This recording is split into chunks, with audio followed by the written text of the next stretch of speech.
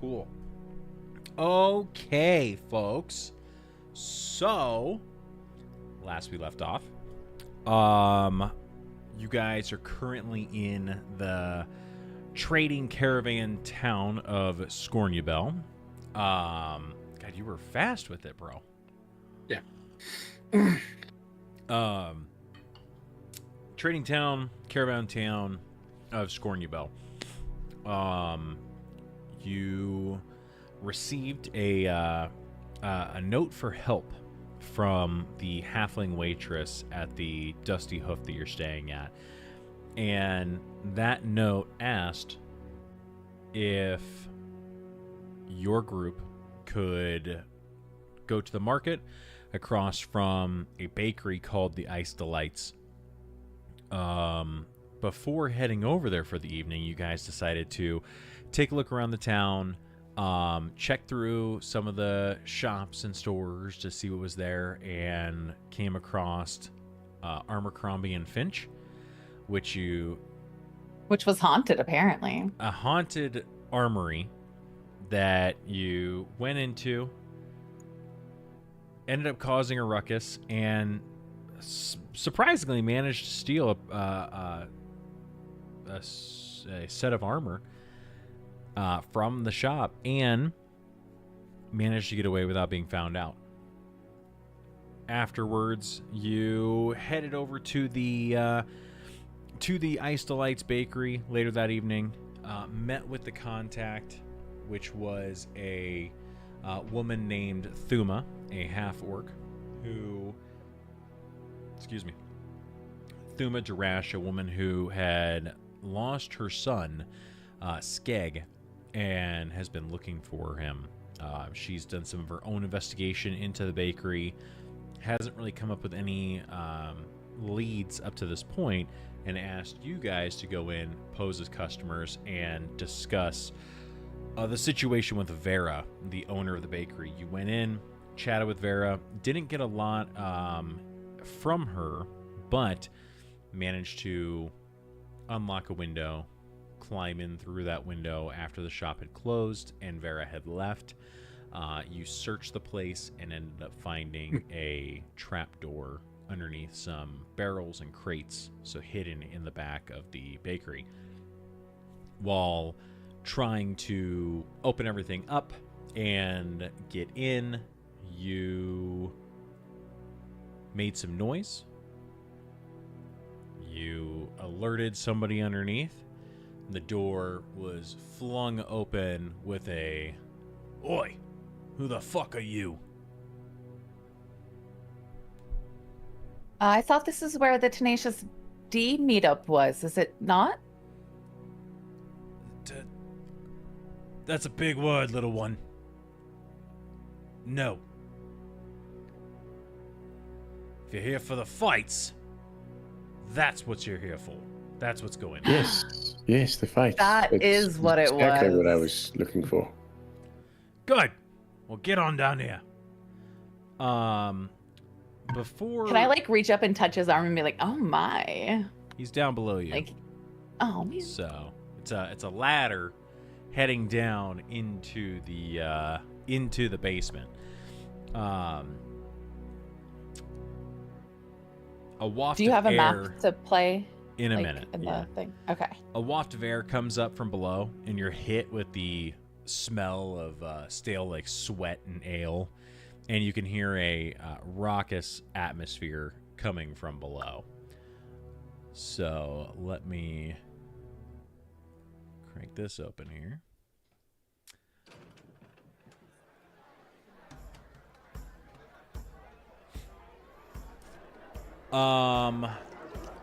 Ptolemy, do you have Defender with you at the moment?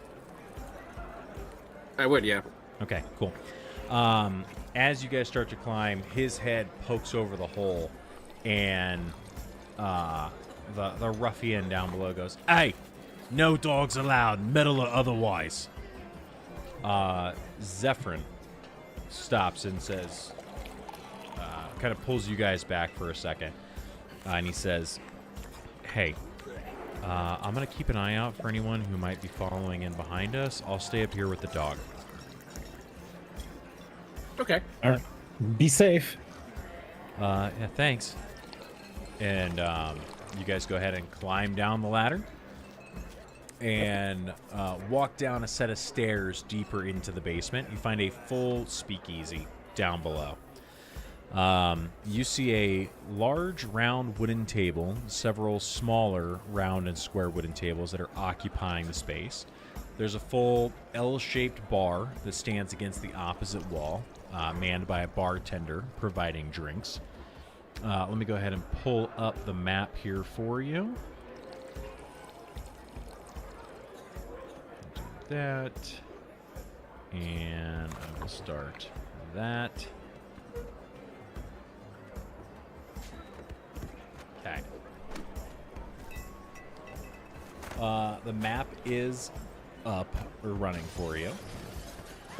We've been running. There it is. Bring this over for chat to get a look at. Okay. And with that,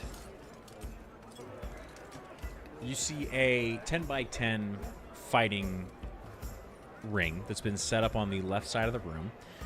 Two figures, a dwarf and a human male, are currently fighting and punching inside of it. A group of patrons watch from the edge of the ring, shouting and cheering on their fighter of choice. The fighter that brought you down takes you over to a large chalkboard with a set of names written at the top. He says, "All right, fighters, let's get you on the listings. What's your names and which one of you is a fighting?" I'll fight. Okay.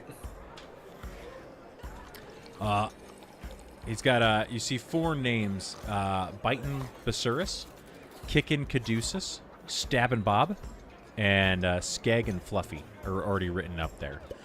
Bitin, he goes, which one you want to fight?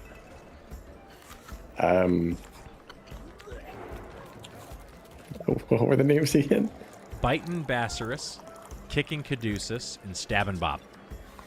Kicking Caduceus. Okay. Sounds like a fun one. All right.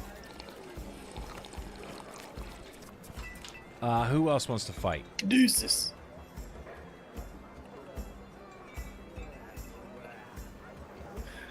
I'll fight. And I'll take the first one you said. All right, little Bitin Wait, is there a Basuris. woman? Biting back. You look around. You could see a couple of like women are in the crowd, but you don't see any that are like ready to fight. By the way, he goes, "What's your name?" To you, Roland. Name... Roland. Roland. All right. He writes your name. Voldred. He looks at you. The name will be Bulgard. Okay. All right. He goes, and I got one more with Stabbin' Bob. And then he goes, by the way, there's no weapons in the ring. He can't stab.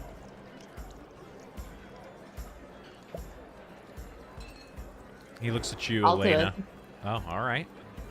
And he looks over at you as he's about to point to Elena, and he goes, all right, I like the initiative. What's the name, pretty lady? Moon. How do you spell that? After having just like Get creative. fluently written out Voldred. Go ahead and roll a deception check for me. Deception check.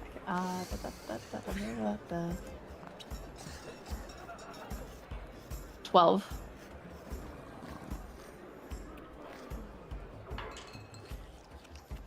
Okay.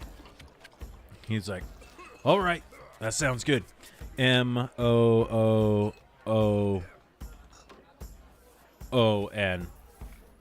Oh, you forgot the G. It's silent. Got it. G-M-O-O-O. All right, all right. You guys' fight's up in a little bit. You hear like you can see in the ring that they're like still punching away and everything. That fight seems to still be going on for a little bit. So you've got a few minutes of downtime here. So what do you want to do first? I would like to look to see who's taking bets. Because while I don't want to fight, I'd like to make some money. All right. Make a perception check for me. Perception. Oh, 6. Looking around, you see that most of the patrons that are around the boxing ring are pretty invested in the fight already. You don't really see anybody who's like handling money around that crew.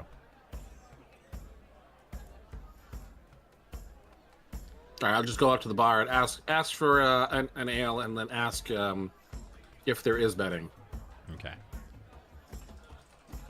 Give me just a moment here. Sure.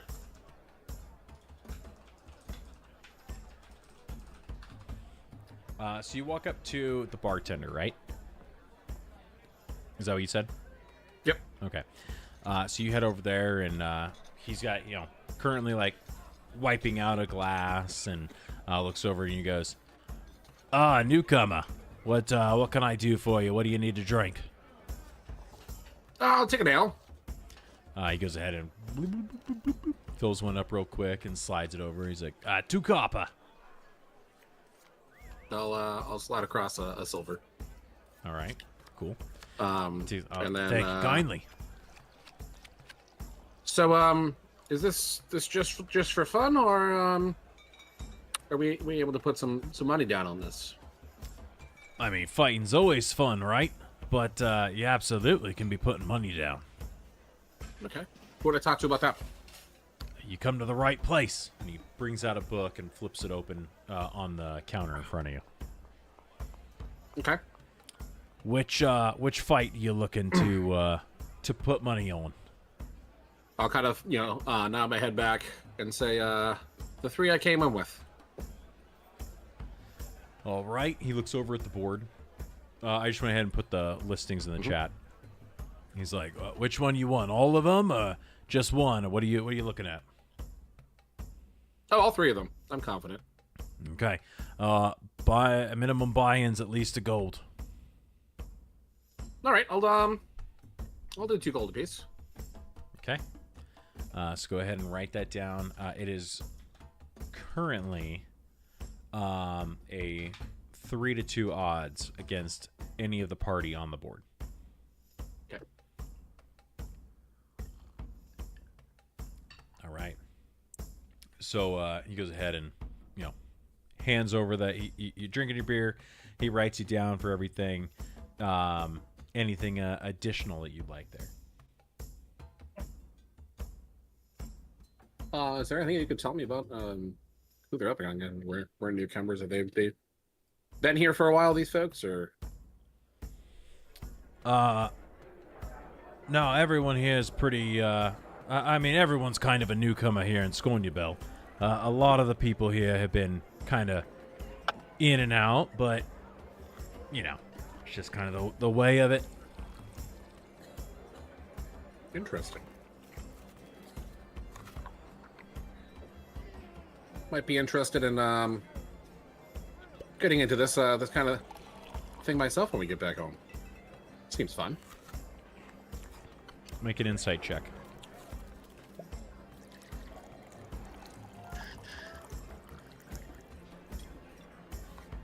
$19. Yeah, you immediately see his face kind of like set, and the eyebrows come up. He goes, looking at stepping on my turf, are you? Back home is not Scorniabel. I don't know how far you reach, but up in Waterdeep. Make a persuasion check.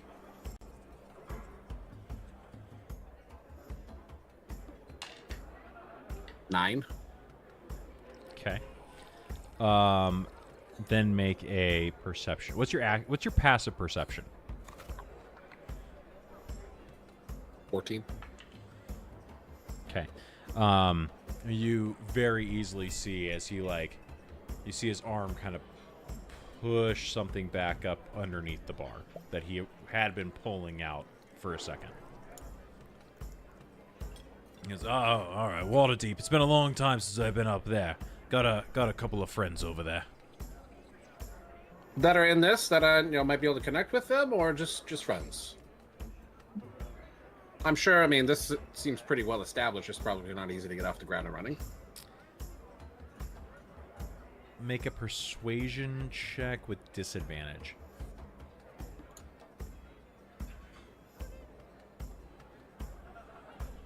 Nine. And he's like, "Are you a cop? Because like legally you have to tell me if you're a cop, right? Because you're coming Most off assuredly, real coppy right now." most assuredly not a cop. Merely a businessman who knows way too much about Waterdeep taxes and tax code. Cool. However, I do know that a well-established business is where you can learn. That way, I don't have to make the same mistakes, and I'd be willing to compensate. If you have things to share, if we decide to go that route. Let's see how you and your friends do in the fights tonight. Fair enough. And as I hear that, I'll kind I'm of nod gonna back to walk up everyone. and be Anybody like, else want an ale? oh, An ale? I'm in. I'll take one. Not before the fight. I gotta fight sober on this one, I think. I'll take his. Okay, how many? 3? Roland? Nothing? Well, I'm not having both of theirs, but Okay. How many else? yeah, 3. Okay, cool. So 6 copper. Roland, you were gonna say something. yes. As he finishes up the conversation, I'm gonna walk up and just put like 6 gold on the table to bet for myself. Okay, all right. The newcomer thinks pretty highly of himself, huh? That or I'm desperate. I mean, there's no shortage of desperation in Scorny Belt. He takes the 6 copper. Make sure to write that down. 3 to 2 odds. 3 to 2 odds. Okay.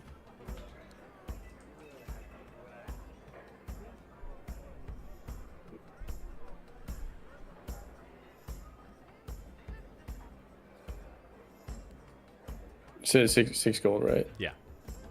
Okay. Got it. So you would win, what, 3 gold? Yeah. All right. Anybody else doing anything while you guys are waiting for the fight? I'm kind of looking around the room to see if I can see who my fighter is, to kind of get a look down on him, see what I'm up against. Okay, yeah. Go ahead and give me a perception check or an investigation check. I'm also wanting to look for my fighter. 17. Okay. Juniper. That would be a 15. Okay. As you guys are looking around, takes you a few minutes while you're looking. At one point, you do hear a couple of guys go, Bassaris, what are you doing? You getting ready? You see like one guy who's like off to the side. At no point do you really notice anybody who would give you Stab and Bob vibes. And you're pretty confident that he may not be there yet. I don't think Stab and Bob is there yet. Right. Okay. Okay. I'm just gonna drink my ale and people watch. Okay. I would look for any kind of like wards or glyphs or anything that would detect magic, within the ring. Okay. Make an Arcana check for me.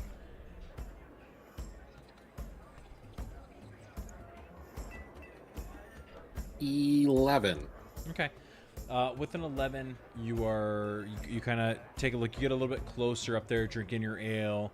The two fighters are going. It's starting to wrap up. You can see these guys are like they want to keep their hands up, and everyone it kind of like goes down to their stomach a bit, and then they come back up, and they kind of do their punches, and then it comes back down. As you go through, you're pretty confident that there's nothing there. Okay. Do we know the description of the person we're looking for? Talking with Thuma last night, you guys know that he is a youngish male half-orc. He has been coming home with a lot of bruises lately.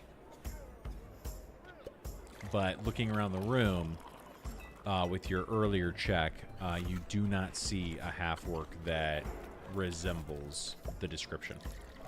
Okay.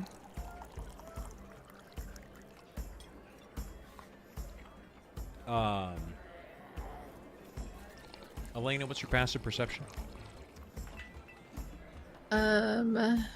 11. Okay. So as you're sitting in this little tavern area, you look around. You can see that there are multiple doors around the outside of the walls. Plus, you have the ladder that's going up to the main floor. Looking around, you see that there's a couple of people that are watching you. Not like with an 11, you're kind of like you notice that they've got their eyes on you, but it's more like, hey, there's newcomers. Also, this place isn't the Ice Delights Bakery is like really well kept and cleaned up. Everything looks like it's in really good order. Down here, it's not as well kept. It's a bit grimier. And you notice at one point that there's like a hole up near like the roof or the ceiling of this, and there's like a little hole, and you see like a rat that like climbs through the hole, and it's kind of like running across the shelf and disappears into another room, and like through another hole into another room. And then since you're sitting closest to the bottom door to your right, you do kind of hear like what sounds like metal on concrete, kind of like chung chung chung, like just like random little sounds coming from behind you.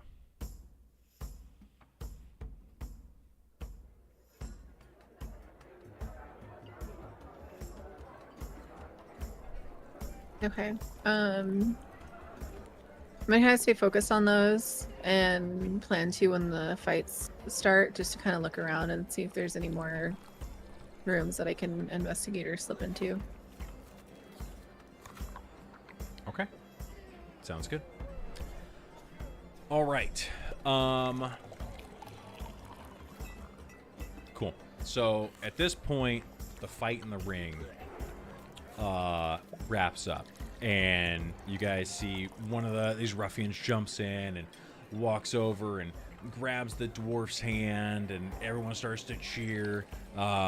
Him and the human kind of clasp hands and give themselves the chest bump, and you see a whole bunch of money changing hands, and some people are like, all right, yeah, and there's a couple others like, I know I shouldn't have, but I got the better of me. They go ahead and jump out of the ring. You see like one skinny little bandit get up, and he starts sweeping or mopping up the blood real quick, and they throw down some new sawdust and hay to kind of clean everything up. And then you hear,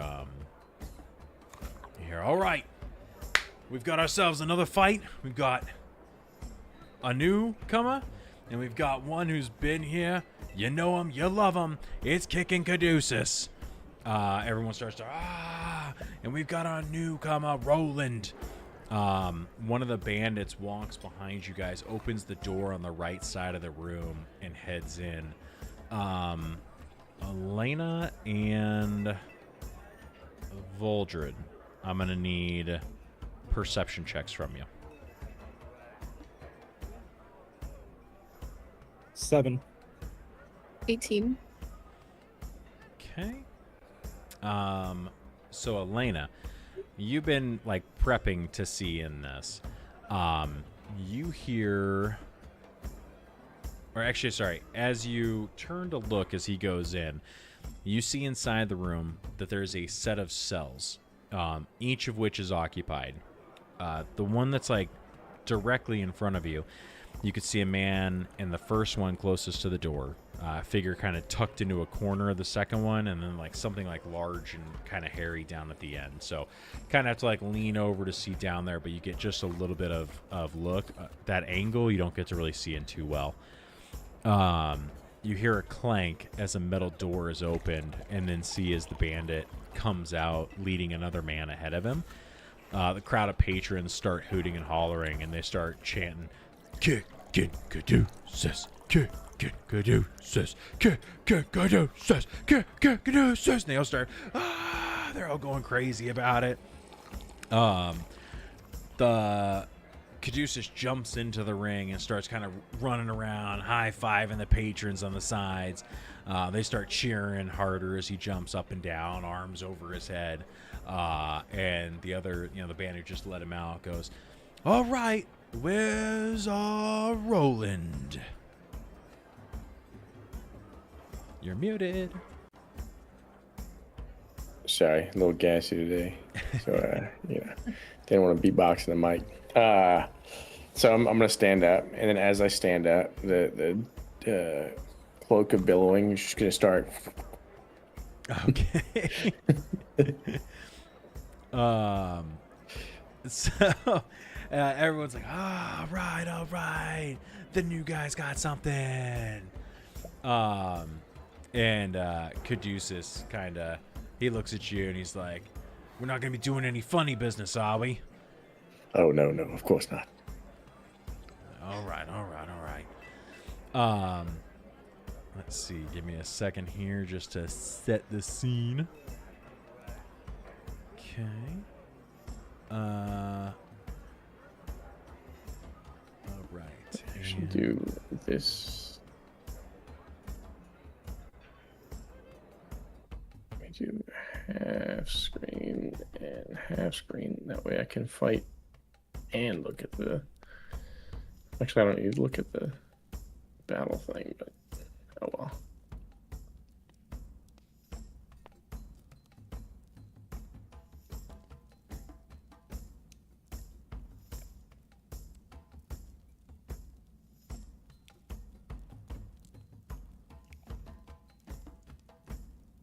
Okay, I think I've got everything here.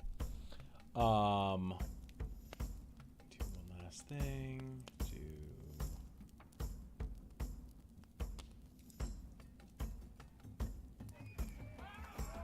Okay.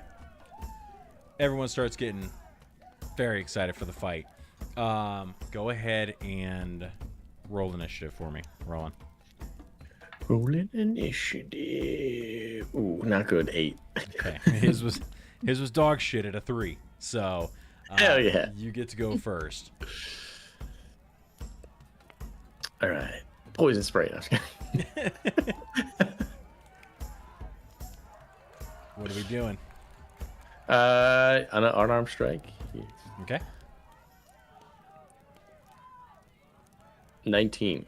Okay. That's gonna definitely hit. Go ahead and roll damage. 7. Okay. So you go ahead and you punch forward. It strikes into his chest, and everyone immediately is like, "Ooh!" And Caduceus takes it. Ooh! Kind of starts dancing around the ring a little bit as you guys kind of back and forth around each other, and they go ahead and he's gonna go ahead and. You got a bonus action. Do you want to go again? I do. Unarmed strike. About to Mike Tyson this bit. Okay. All right. Go ahead and roll again. 23. Yeah, it's gonna hit. Go ahead and roll damage. 8. Okay. So pop. Right, these 2 big hits immediately square to the chest. He's kind of gets thrown back, kind of wide-eyed at that one, and it's puts his hands back up, All right, pretty boy, you got one. Got two. Nice, but you're not going to get a third. Anything additional for you? No, I don't. No. All right, cool. So he goes ahead and he comes up to you and he goes and takes his swing as well. First one is going to be a 8 to hit. No. Yeah, all right. Second one is going to be a 13 to hit. Nope. Yeah, so goes to swing and you're just kind of like dodging in and out. The tavern starts like ooh, going crazy when they see like the first 2 hits and then 2 misses. And Caduceus is like, that's his action. Oh. I just realized I had Fury of Blows. Okay. And immediately after you take an attack action on your turn, you can spend 1 key point to make it. Oh, so it's literally the same as my 2 unarmed strikes. Okay. Except that when you spend the key point, you get to make a 3rd strike. Oh, I didn't know that. Yeah, monks are dirty. Huh, okay. I'm about to do that. Okay. All right, so I'm gonna go for the initial unarmed strike. Okay. 12. That just hits. That's his AC. 6. Okay. All right. I'm gonna use one of these. Oh, it's wild shape key point. All right, I'm gonna use that. Hit him with the Fury of Blows. 25 to hit. Yeah, that's going to hit. Roll damage. 7. Okay. Yeah, that gets him. Here comes Throw Thambo. I'm gonna hit him with an unarmed strike again. Okay. 12. That's his AC, yeah. What's the damage on 7. 7. that? All right, how do you want to do it? 30. I'm just like thought about this one, and then like go down and just like come up with an uppercut. Perfect. Boom. Literally make him see Jesus. Yeah, it goes flying over the top rope, hits the rope and like does like the bend and then like poof, goes over and he hits the ground on the other side. And the tavern's like, wah. One of the guys comes over immediately, grabs your hand, and is like, the newcomer's got something. The newcomer's got something. Kicking Where's my Caduceus is purse? out. Where's my purse? Immediately, you go ahead and hop out of the ring, and the extra gold is put in your hand. So you did what, 6 gold? 6, yeah. Right. So you get 3 extra gold on that. So like 9 total. And you're done for the evening there. Kicking Nice. Caduceus gets like drugged back into the room. Sorry about that. The guy comes and goes, well, that in and out. The newcomer wasn't even touched, but we got other newcomers here. We got other fresh blood. So who's ready for Biden Basarus? Biden Basarus. Voldred, you are up. All right, and when I enter the ring, I'm going to kind of like torch my hands up in fires as I'm climbing through the ropes to get in the ring and kind of like strut my stuff around the inside of the ring. All right. So you get up in there, right? Everyone's like, "Ooh, look at that!" And the main guy comes up. He's like, "Aye, just so you know, no magic. It's fisticuffs only, Dragon Boy." You won't be able to handle these fists. Let me go ahead and change him out. All right. So, got Biting Basarus here. Roll initiative. 21. Yeah, that beats me. I got to change out this dice, dude. Nah, leave those dice. Yeah, you go first. We're going to do an unarmed strike. Okay. I'm going to go for 21 for the hit. That'll hit, yeah. Gonna roll damage. 3. Okay, 3. big clawed hand punches forward. The scales, like you see it kind of like sink in, and he kind of like pops back, and Bastrus like looks around. He's like, I know you got to have more than that. That'll be it for that one. Okay, so he's going to go ahead and take his swing. That is going to be an 11. No. Yep. And there we go. That's going to be a 13. No. All right, so he comes up and he like pop, pop, and both of them manage to land on you, and it literally just kind of like hits the armor or like your scales, and it almost like you hear like the cracks in his fingers, like as they both like pop as it hits. And he like dances back. He's like, all right, I see. All right, we're gonna do unarmed strike again. Okay, go for it. 11. That's gonna miss. Okay, that'll be it. All right, so you swing and he kind of like moves out of the way. He goes ahead and immediately comes back with 2 more. First one's gonna be a 14. No. Oh my god. And an 8. Just absolute fucking whiffs from both sides. You're up. Unarmed strike again. As he's missing, I'm gonna kind of pull back and swing at him, and for 17. That'll hit. Roll damage. And that's gonna be 3. It's automatic 3 bludgeoning damage to him. Okay. All right. Cool. So boom, you hit it with the left hook. Kind of catches it in the mouth. You see, kind of like has to like wipe his mouth off a bit. 13 for the first swing for him. No. Okay. And 15 for the second swing. No. Okay. Again, just kind of punching. For the sake of time here, we're going to switch these over to performance rolls. Okay. So go ahead. You guys are going to do dueling performance rolls here. Go ahead and give me your first one. 14. Okay. He rolls a... It's plus... No, okay, hold on a second. It's still plus 0. So 9 for his first one. So you come up and boom, you like shove him into the side of the ring. He bounces off, and as he comes by, boom, clock him with a clothesline as he goes running by. Takes some damage there. Comes up, wiping his lip again. Go ahead and give me another performance check. 12. Yeah, he rolled a 14 on this one. So this time around, you come through, and he dives to the side and like kicks out your leg. You aren't expecting it. You fall flat on your face. You're gonna take 3 points of bludgeoning damage.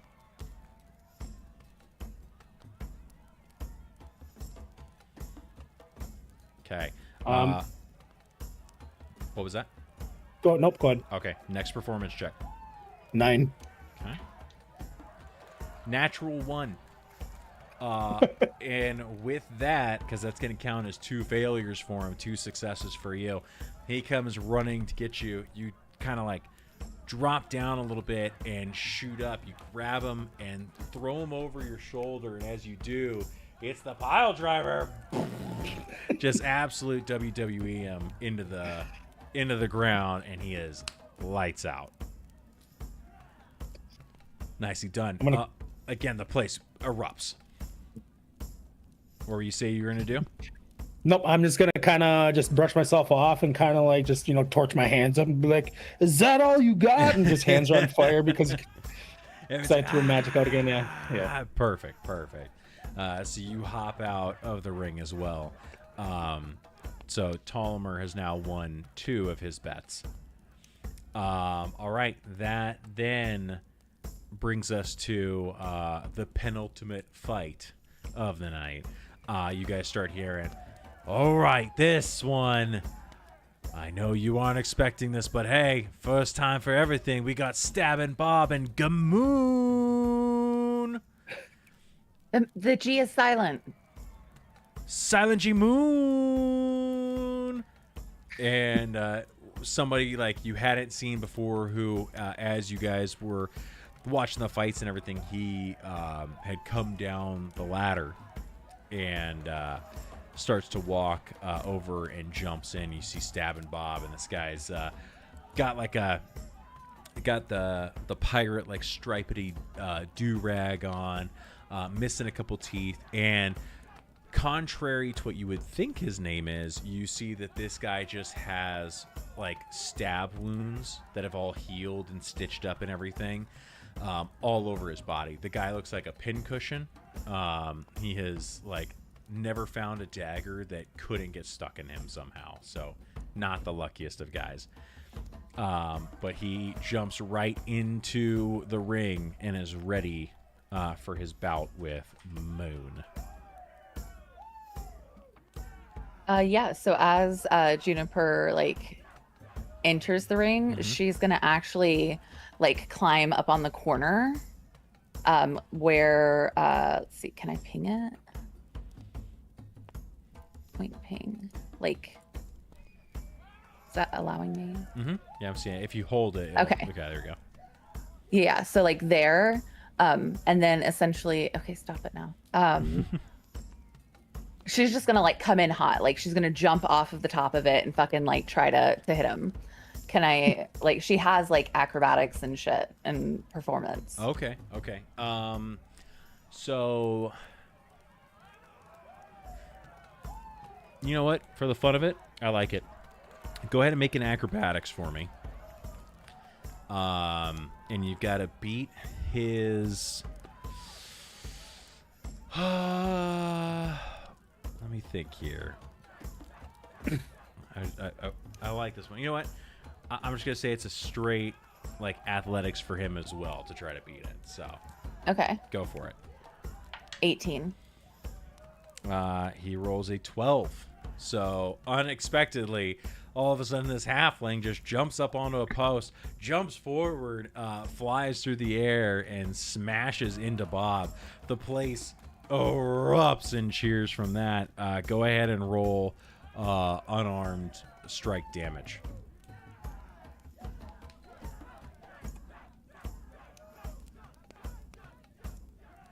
I don't have a button for that. Then do just do 1d4 plus 2.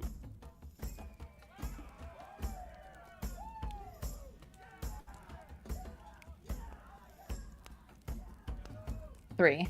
All right. So you just like missile in to Bob and hit him. He bounces off of the pole that's next to him and like throws you off and kind of like it's like moving his back from it. He will just go ahead and roll with that initiative there. He's gonna go ahead and he's gonna try and kick you, and just rolls a 15. It does hit. Yeah, so just boot to the cheek. He does. That's. Let's see here. 5 points of bludgeoning damage. Okay. All right. He's going to take his second attack. That's 13. Matches. Okay. So that'll be 4 points of bludgeoning damage. Okay. Yeah, she's gonna keep this momentum going and take she's lower, so she's gonna like aim for like gut area. Okay, perfect. So you just go up swinging. Go ahead and roll to attack. Roll to attack or do like performance or like what do you, or just straight unarmed attack? With you not having, you know what? I like that. With you not having an unarmed anything, we'll go ahead and roll some performances. Go ahead and do a performance check for me. 17. He rolled an 18. Oof. So just miss it. You go for it, and it like beer guts, right? Like, and like you feel like your hand like kind of like sink in. Okay. Yeah. And then he like shoves you back. As he does, kind of clocks you in the chin as you go, and he's like, "Listen, I'm gonna be honest. I kind of feel bad hitting a lady." You don't know what's between my legs. He's gonna try and kick you in the dick. Go ahead and roll a performance check. You want me to roll a performance? Yeah, opposing performance here. 17. He rolled a 16. So he goes to kick at you, misses because there's nothing there. And then what do you do in retaliation? I'm gonna straight go for a punch to his dick. Okay, so he kicks at you, kind of dodge out of the way. Like it's almost like one of your legs kind of like goes up, and it just kicks basically like breezes through the skirt, right? And you spin around as you do, and this backhand like poof, straight to the jumblies, and he just. Let's do another performance check here. That's 1-1 so far. 16. Real quick, above table too. While she's fighting, I don't know if we can like kind of ret after, but can I be looking around Yes. as she's kind of fighting, getting up? Okay. Absolutely, yeah. Think about like how you want to be looking around, and then we will Okay. kind of do a time jump back. I like that. Okay. All right. He rolled a 3 on his performance. 16. Okay, yeah. So that's a success for you. What do you do there? Oh, I thought this was for hitting him in the dick. Is it not? No, this is the next one. Yeah, I'm just gonna straight like so I hit him in the dick. I'm gonna spin and kind of like kick for his knee to take his knee out. Okay, boom. So you kick, push, you connect with it. He drops. He's now like head level with you. One more performance check for me.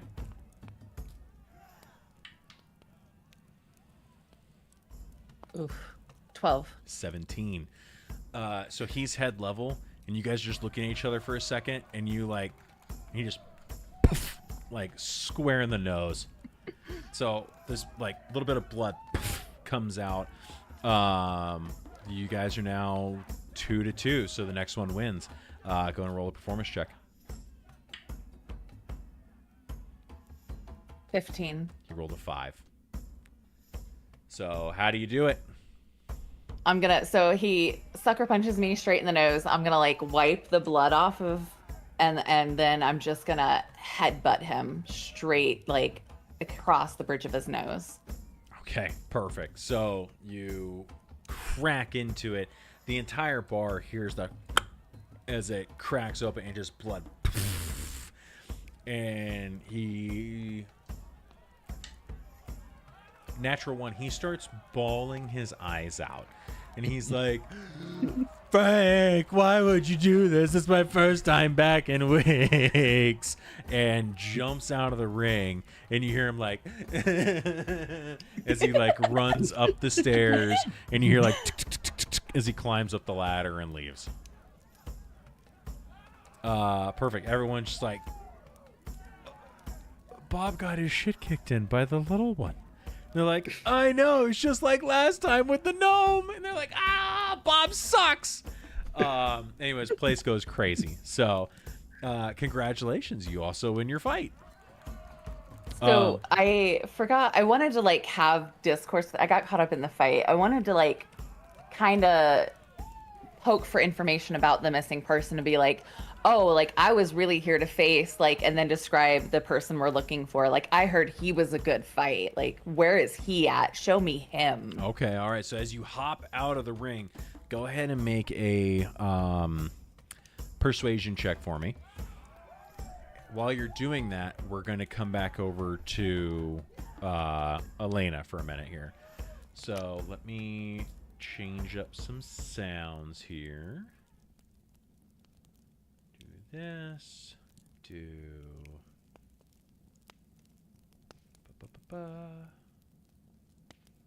do this one. All right, so everything kind of chills out for a little bit. During the fight, though, Elena, what are you looking around? How are you kind of investigating? So I'm gonna I would have started right around after Roland got done fighting, and like kind of everybody's focused on the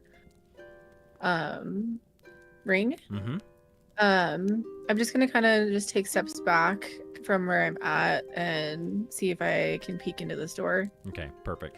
So go ahead and make a sleight of hand check as you kind of crack it open. Okay. 15. Okay, so you kind of like walk back up to it, and as everyone's watching the fight, You just put your hand behind your back and kind of peek back in. As you peek in, you are able to see. Let me see this. Where's my? Oh, it's on my other screen. Sorry.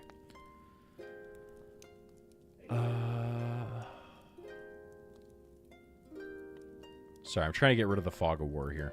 It's only on one screen, so go here.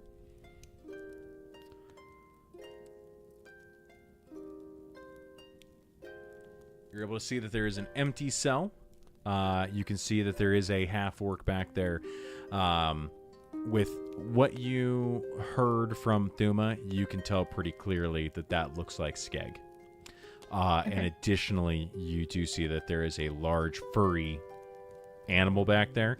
Having just dealt with one of these in the forest, you know that's a warg. I'm gonna take out the large furry immediately. I'm just kidding. I will go ahead. While the fight's going on, she's just fighting. Everybody got so scared. Just step. I clenched real hard. The warg's locked in a cage, correct? Yes. It looks like both of them are, right? You said Skeg Yes. and the warg. Okay. Okay. I'm gonna close the door back to where it was. Okay. And again, as the fights are going on, I'm gonna go ahead and try and peek into this door while the bartender's distracted or helping or whatever. Okay.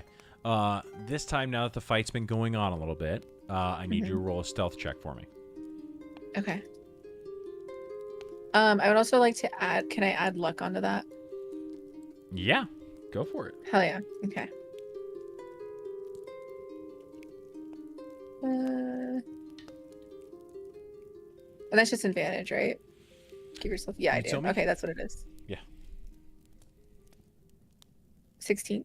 Okay. As you stealth over, this song is too short. Hold on.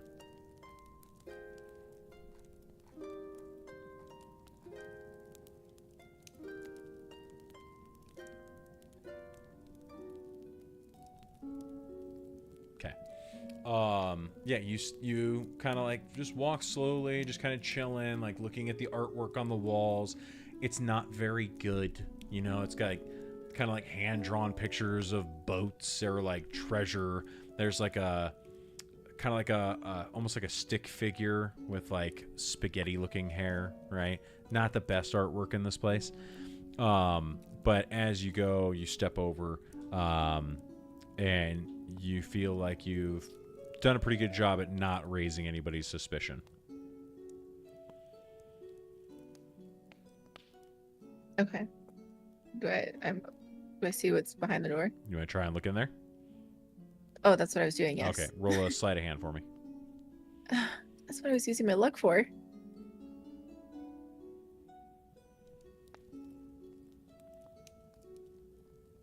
Five.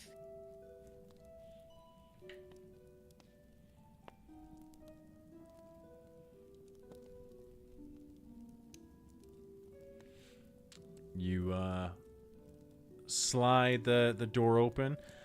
As you do, you kind of hear like and look down and you see a pretty long gash in the ground, and it looks like there's like a piece of metal or rock that like got jammed under the door. So initially it's kind of and then and the bartender turns and looks back at you and goes, "Hey, what are you doing?" I apologize. I'm looking for a washroom. Oh, that makes sense. I mean, there might be a bucket in that room, but if you really need to go somewhere, it's gonna be upstairs and in the alleyway behind us. I'll hold it. Never mind. And then I'm gonna go ahead and walk, kind of in between Tolomir and Voltrude, and take a seat. All right. I'm gonna try and get eye contact with Voltrude and Tolomir. Mm-hmm. And in a very hushed tone, I think I found our person in the first door behind us. Oh, Let's address this after the fights. okay. Our view is going to shift back over to Juniper, who at this point is getting done beating the ass of Stabbing Bob and having him run out of the room crying. She comes out and immediately starts talking big shit and says, I heard there was a better fighter out here, right? Who's this? Did you mention the name Skeg, or Do we know his name?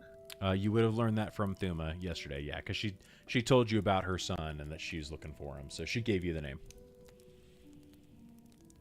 Yeah, I'm gonna like try and play it off like I don't know it and be like, Skeg, or just kind of like fumbling the name and be like, I want to fight that guy. I heard Yeah. that guy is the guy to fight. Okay. And you made a performance or a persuasion check. What was your check? 24. A 24. Okay. So you get up and play it fucking cool, right? I heard there was a big half-orc motherfucker in this place, and I want to fight him. And like the patrons and the bandits are like, yeah, let's go.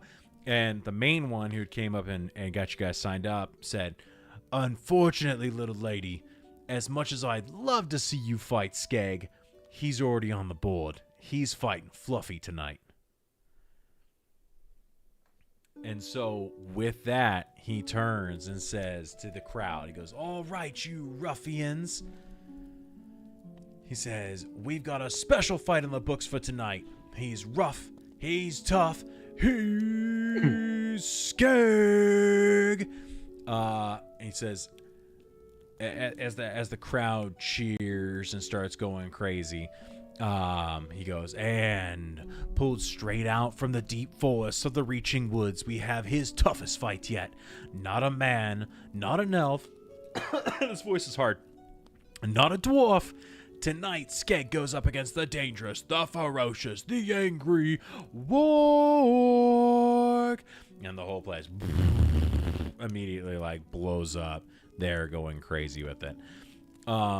Additionally, as this happens, you hear the trapdoor into the basement opens up again. And you hear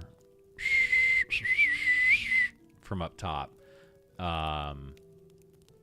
You guys can tell that it is Zephyrin kind of giving you the heads up, as multiple other bandits have shown up for the fight tonight. So they start heading down. Let's bring them here. Other patrons have like come and gone throughout the evening, but we've got pretty much all of these guys here. Let's go ahead and get Bob reused here as a bandit.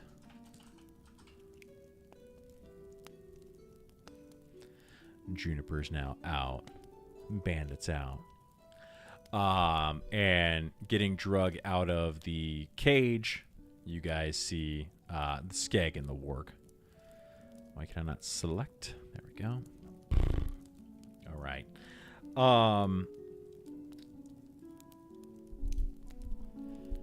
So as he's pushed into the ring, you hear snarling coming from the same room that he was just in.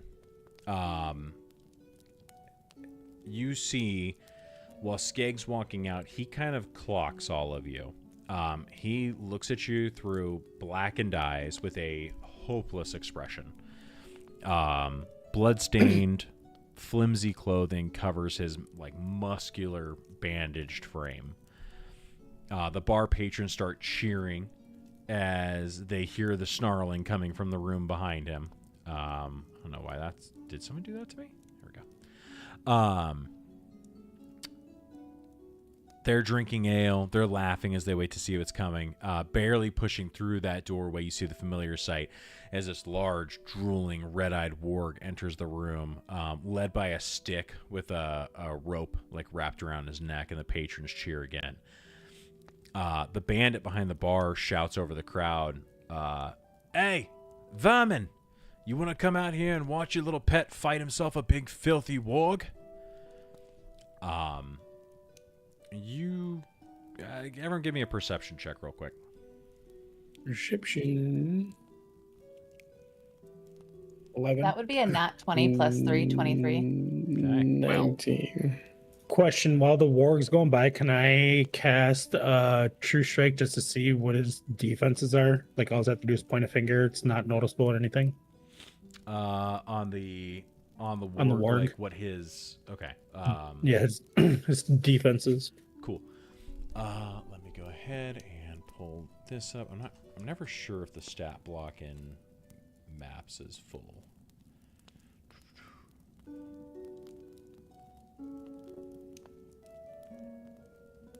Okay.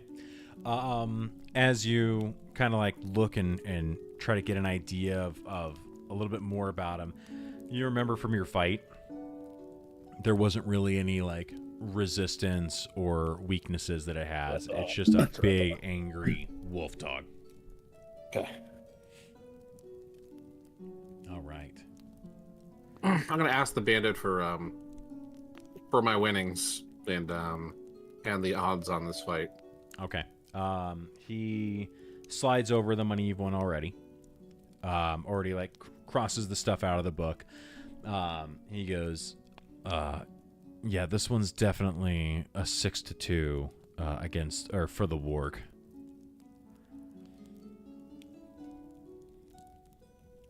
I'll put 2 down for what'd you say his name is? Skeg? Yeah, Skeg. I'll put 2 on him. Perfect. So you go ahead and slide that over. He writes it in the book. With the perception checks that you guys rolled, anybody over a 10, you all can hear the sound of a chair kind of against wood. And then a door to the left of the bar opens up. So next to the piano opens up. And a tall female figure steps out from the door frame.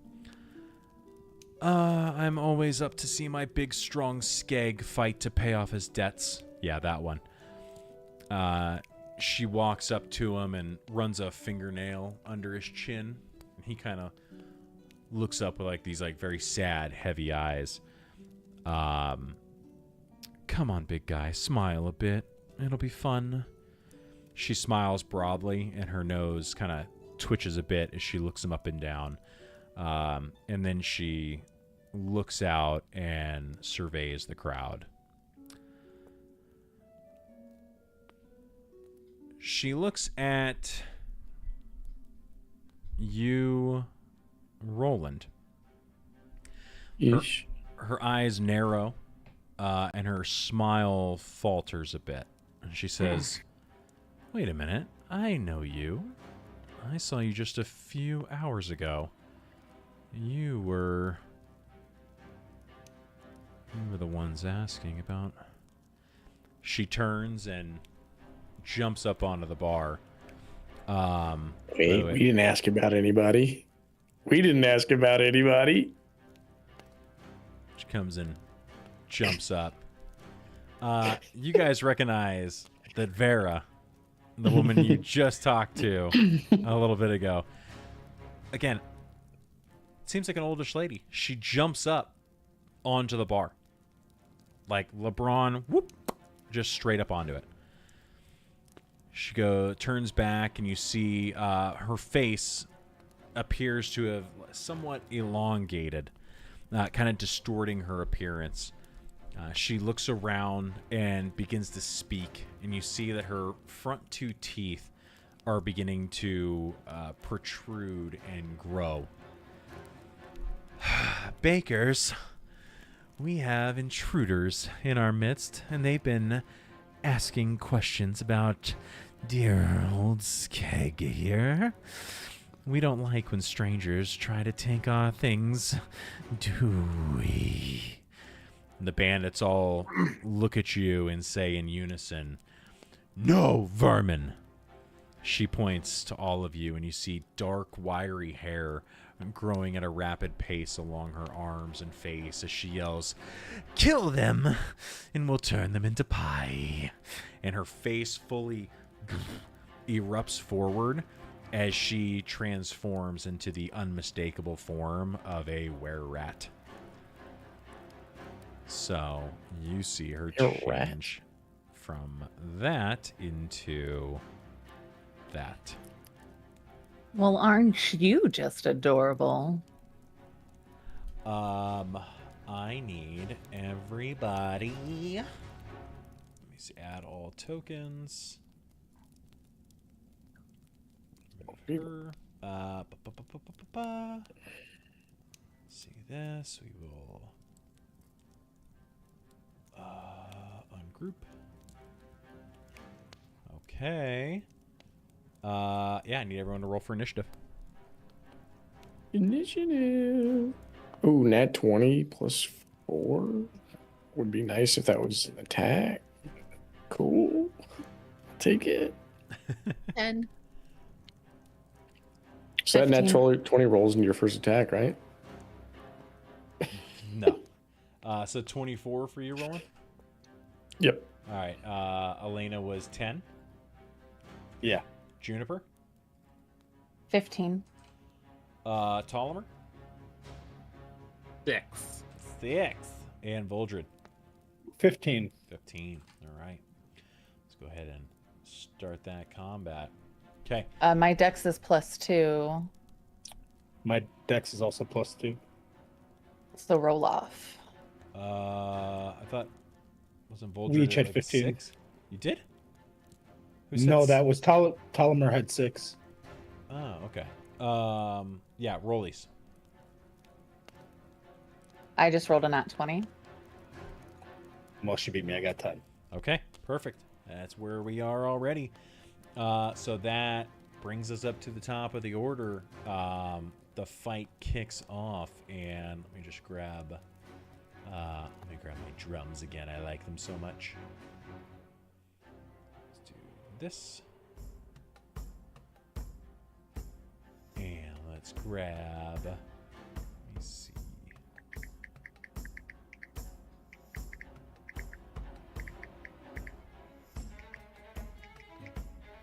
Okay. Roland, you're up. Right. Well, since my dear vermin is right next to me, I'm gonna give her a swift punch to the face. Okay. It's an unarmed strike. Perfect. Go ahead and roll to attack. 9. Okay. You go to do it, and she just like jumps and clears your punch as you go for her. I try it again. Okay. Yeah, go for it. 15. 15. As she lands, you swing and connect. Go ahead and roll damage. All right. 6. Okay. 6 points of damage. Right. Bring that down just a little bit. Okay. Anything additional for you? That'd be it. Okay. Then that brings us to Vermin's turn. She is going to make an attack at you, Roland, for daring to punch her. Let's see here. Okay. It's Vermin goes ahead and immediately tries to bite you. So that is going to be... That is a 22 to hit. Not even close. All right, so that is. Am I dumb? Where are my 2d4s? Elena really wants to answer that question. No. I want to what? Answer the question. Is he dumb? No, don't No. He's the smartest person I know. Hey, she's back. Okay, let's see here. Smarty. Smart. Okay. That's not. No, that's 10 points of piercing damage. I need you to make a Constitution saving throw. Me? Yeah. It sure can't be a dex. It's a Constitution. 17? Okay. As she bites into you, you feel something like burn. And you feel it start to like immediately. Feels like your blood is on fire. And you take a step back right as she goes to take her second swing. And you like focus in on your body, right? On your insides, and feel like you like try to will that burning away, and it just kind of dissipates. She takes another attack, and let's see, this one's gonna be How many attacks does she get? What the fuck? natural 1 on the second attack. So she Hell yeah, she bites herself and burns her. She gets her own chlamydia. She goes to scratch and just absolutely whiffs it. All right, so that is her turn. That is going to bring us to Bandit A. Bandit A is going to rush at Juniper, and he will slash at you with a scimitar. So everyone has grabbed their weapons from the tables and chairs that they've been sitting at and whatnot. They've grabbed their weapons. No shot. That is a natural 20 on the scimitar attack. That will then be... Oh, okay. We'll roll a 1 on the damage. So 3 points of slashing damage for you. For me? No, for Juniper. Me. For Juniper, okay. Yeah. Because mine was 9, correct? 10 for you. 10. All right. Bandit B is going to run at you. And you know what? Hold on a second. Yeah, that seems like you're the closest one. That's who he would go for. So he's going to make an attack. You are flanked at this point, so it's going to be an attack with advantage.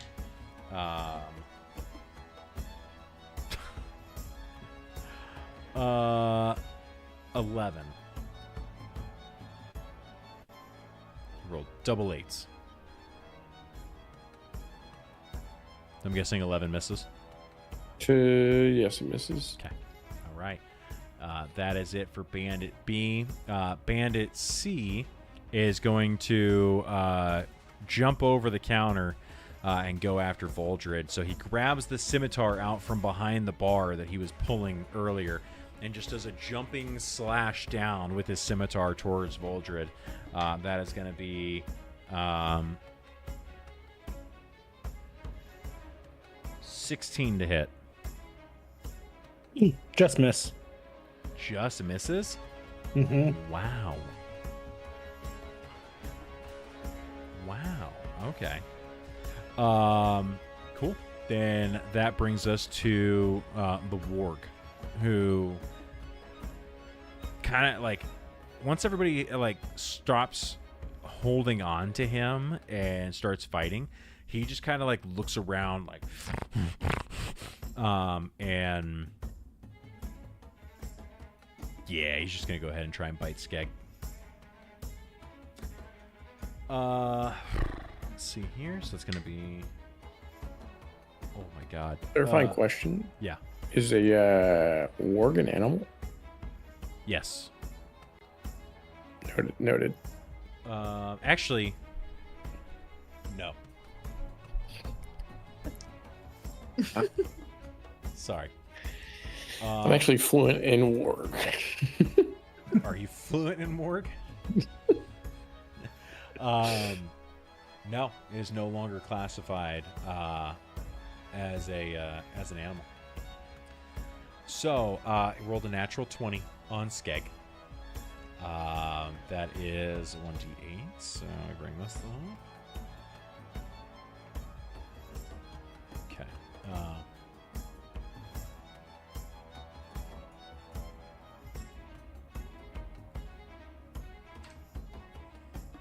All right, so the warg just turns, looks at Skeg, and just bites into his neck. You guys see the half-orc just like scream, and this blood like shoots out from his neck as the warg bites in.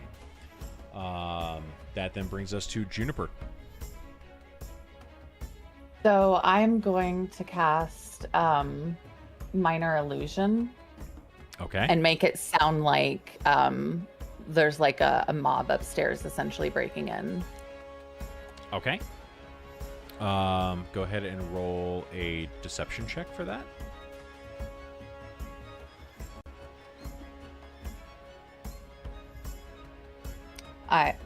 Okay.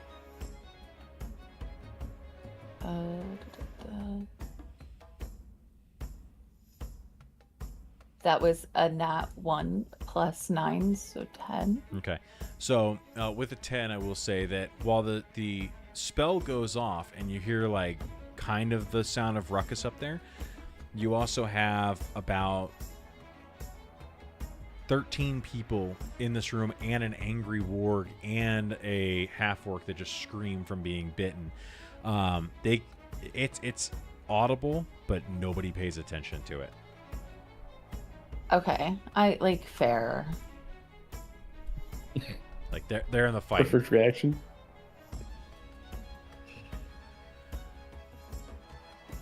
For my bonus action, then I'm going to telekinetically shove Bandit A away from me.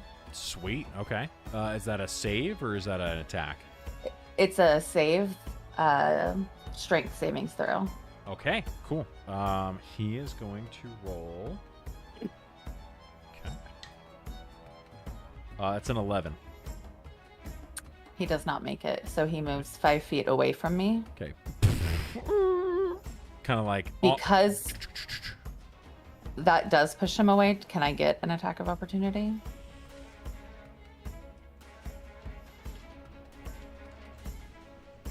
It's interesting. I mean, it's your reaction, so I don't see why not. Yeah, then I'm gonna crossbow him. Okay, perfect. So he goes to slide, like, and kind of real quick bring that crossbow up and use your reaction to shoot. Go ahead and roll to attack. 15 to hit. Yeah, that'll hit. Go ahead and roll damage. 10. Jeez, nice shot. So he goes sliding, and the arrow immediately just like hits him in the chest as it hits. Still standing, not looking great. Darling, you were much too close for my liking. Anything additional for you? Nope. That's my turn, my flavor, my all of it. Great. Voldred, you're up. I'm gonna go pee though. I'll be right back. Enjoy it. Have a good one. As he's jumping over the counter at me, I'm going to pull out my quarterstaff and take a swing at him. Okay. And that's going to be a 22 for a hit. That'll hit. Yeah, roll damage. And there'll be 9 damage. Dang, okay. So he comes down, and it's basically... it's the anime, like, you know, one coming down, one swinging up. You both hit each other. Actually, no, you don't hit each other. As you come up and hit him with the quarterstaff as he's coming down, that's what throws him off a little bit, and the scimitar goes wide because you clock him right as he comes down. So a situation where having the high ground finally didn't work for somebody. Since I have 2 weapon fighting, am I allowed to use my quarterstaff again, or would I have to use my dagger? Nope, it has to be a different light weapon. Okay. Would I be able to pull my dagger out after hitting him with that and still go, or no? Does the quarterstaff count as a light weapon?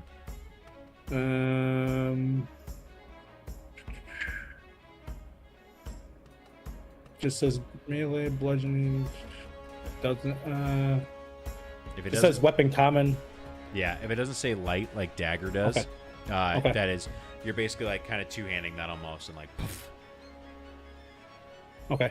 Yeah, it's just versatile and Yeah, then topple. so you, Okay. you can do it. Okay, so you can use it as one-handed with the versatile. You do less damage, but you can wear a shield. but it does. It's still not a light property weapon. Okay. All right, then that'll be it for me. Okay, cool. So that brings us to Bandito. Just the one bandit here. Okay. He is going to grab his crossbow, and he's just going to fire across the table at Elena. That is going to be 16 to hit. It just hits. Okay. You take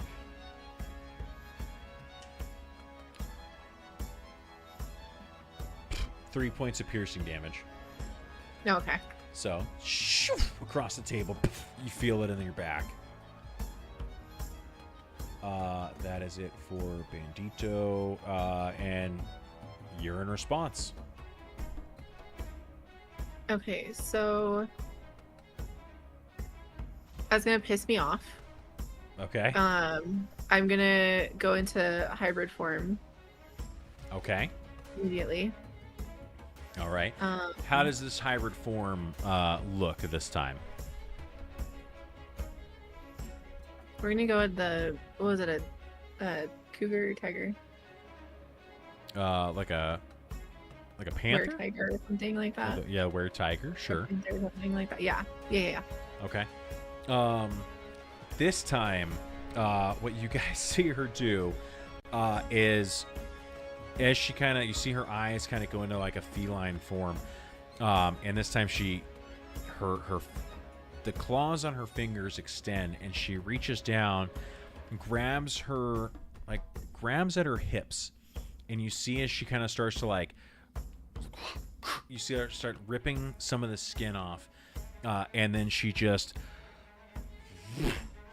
basically rips off the skin from the bottom half of her body like she's an NBA basketball player pulling off her basketball pants, and just whoosh, and you see these like dark feline legs, and her arms start to transform with that into these feline arms.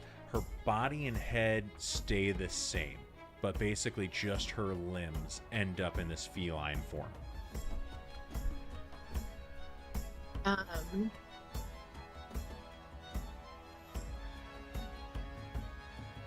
gonna kind of jump into the middle of the table while doing that, and I would like to attempt to jump into the arena with the warg.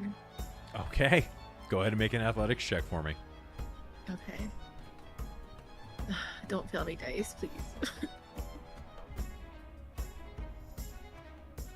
12? Yeah. Easy peasy, right? You rip off the legs, you pull off the arms, you jump on with this feline, and you like dig into the table and you launch.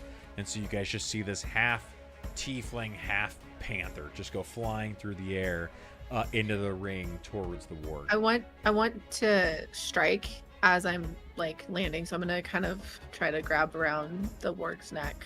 Hell yeah. All right, go for it. Are you trying to like grapple, or do you just want to make a straight attack? Just straight attack. Okay, go ahead. Roll the hit. Shit. 10? 10 is gonna miss. Okay. Make an animal handling check for me, or an intimidation check, whichever you prefer. I'll do animal handling. 19. Okay. As you jump in and land, the reason you don't hit is because while it's sitting there shaking Skeg by the throat, at one point he like turns and looks and sees you flying through the air, and he throws Skeg out of his mouth against the ring, and moves to the side as you land, and it is now focused on you. Okay. Do I still have a bonus action, or did I use it? Is your transformation the bonus action? I feel like it is. It's no, wait. Yeah, it is. Yeah. Yeah. Okay, never mind. That's it. Okay. So then that brings us to Bandit E, who's gonna kind of like jump up on the piano, and as he does, you hear like ding, ding, ding, ding, as he jumps up. And Vera turns around. She goes, "That's expensive." And he's going to go ahead and pull his crossbow and shoot towards Ptolemy. He makes a crossbow bolt. It's natural 18. Yeah, that'll do it. All right, so that is this one having the higher ground and shooting down, kind of like poof, shoots right into your knee. Ends up doing 7 points of piercing damage. So you're kind of like looking around as all this stuff kicks off around you. You're trying to find a way out from this area, and while you're looking, right through your knee, this arrow like pierces through. No. I'm going to use my reaction and cast shield. So my AC is actually 20 until my next turn. Okay, sick. So the arrow comes through. You manage to see that and click, and this like shimmer goes up over your body, and the arrow bounces off into the ground. The bandit kind of like looks at you and like shakes his crossbow for a second, like, the fuck? Nicely done. That will then bring us to Bandit F. You're going to be on deck. The bandit is...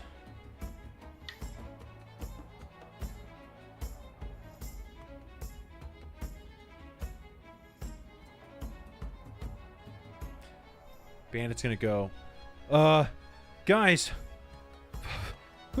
no one's holding on to Fluffy. And he's going to shoot at the warg. He does a 5, so kind of like just shoots sideways. No hit. That brings us then to Ptolemy. I'm going to turn towards Bandit C here, and I'm going to go at him with my hand axe. All right, roll to attack. Actually, do I want to do that, or do I want to do... I'll do that. It's just regular hand axe. Okay. It's a 24. Yeah, it definitely hits. Roll damage. 6. All right. So he takes the smack from the quarterstaff from Voldred, is like kind of dazed on his feet from the hit, and then an axe just goes into like his chest. He's not looking good. And I would like to bonus action 2-weapon fighting and go at him with my dagger. Okay, roll to attack. Over the top with the axe and then try to go up with the dagger. Nice. It's going to be dirty 20. That'll hit. Roll damage. 7 more damage. With your plus, you don't get the modifier. So that's right. So it's 4. How do you want to do it? Yeah, so he kind of gets hit with the like. So I feel like he's like facing Voldred, and Voldred kind of hits him with the quarterstaff. Yeah. It kind of like turns towards me, and it's coming like right over the top with the hand axe. Yeah. Like kind of knocks him down, and as I'm knocking him down, like I kind of pull with the hand axe and like pull his body down onto the dagger, and just stab up with the dagger. As I'm pulling him back out. Fucking sick, man. Yeah, it stabs right up, kind of like right up at the chest as it comes down, and it's like this motion, right? And so as you do, it kind of like just cuts up through the neck to the chin, and you see like as it just immediately the last breath comes out of it and just expires there on the ground. Hell yeah. Anything additional for you? I do want to scream out to Zephyr and my dog. Okay. Yeah, how are they responding to the noise that I created up there? Let's see. You did an 11 on your that. performance, right? It's not a performance, it's just a straight spell. It was a deception, right? Minor illusion, and then I did a deception, yes. Deception of like 11. Okay. This is actually probably going to be really funny. Let me see what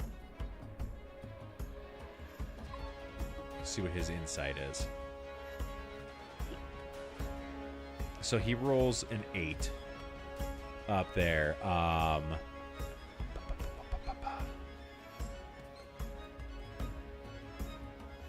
mean, fighting noises are normal. Yeah, but it's up Oh, they're there. upstairs, right? The Yeah. problem is it's up there. His intelligence saving throw is a -1.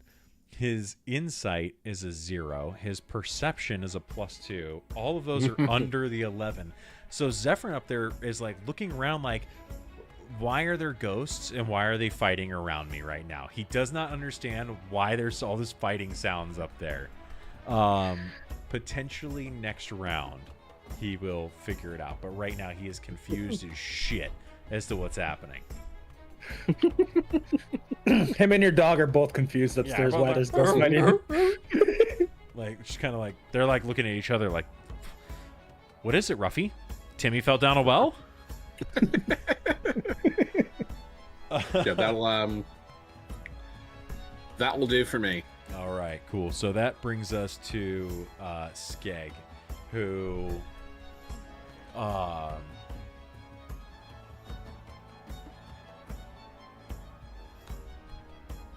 he is gonna turn around and he looks at the group and he looks at this fucking insane, scary monstrosity that has just jumped in the ring with him and attacked this warg. And he goes, I've got to get a weapon. Wow,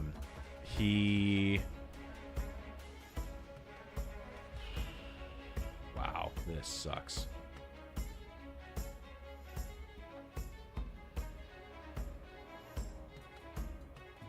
The only smart thing to do is go for this warg, otherwise he's gonna fucking eat it. All right, so he takes a swing. That's going to be a 22 to hit. And he is going to do...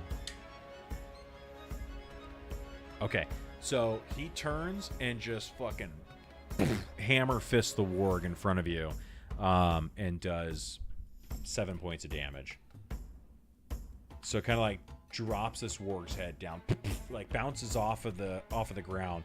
And now the warg is looking between between Skeg and Elena. That is all that he can do. He's gonna look back at the group of you though and go, "Someone get me something to fight with." And that brings us to the top of the order. Roland. Fucking poison spray, baby. Okay. Right into her eyes. All right, cool. Go for it. Is it a save or is it an attack? Let me look at it. So you spray toxic mist at a creature, make a range spell against a target on a hit. The target takes a 1d12 poison damage. The damage increases from. Okay. Yeah, it's a cantrip too. Okay, yeah, so it's a to hit. So go ahead and roll and Yep. add your to hit modifier. 18. Yeah, that hits. Fucking take the spray. Ooh, 9. 9 points of damage. Okay. And so she gets the poison condition, right? Did it? I don't think it says. Or is it just damage? So no, it's just damage, instantaneous. Okay, cool. So But cantrips I can use as many times as I want, right? yeah. Yep. Okay. So kind of like, right, the spray of poison goes out, kind of coats this were-rat, kind of starts scratching at her eyes. As she's doing that, unarmed strike to the face. Okay, go ahead and roll the hit. Oof, 9. Yeah, that'll miss. Yeah. So she's frantically trying to get this stuff off of her. As you go to punch, she actually manages to swat your hand as it's coming. Damn. Anything additional? No, that's it. Okay.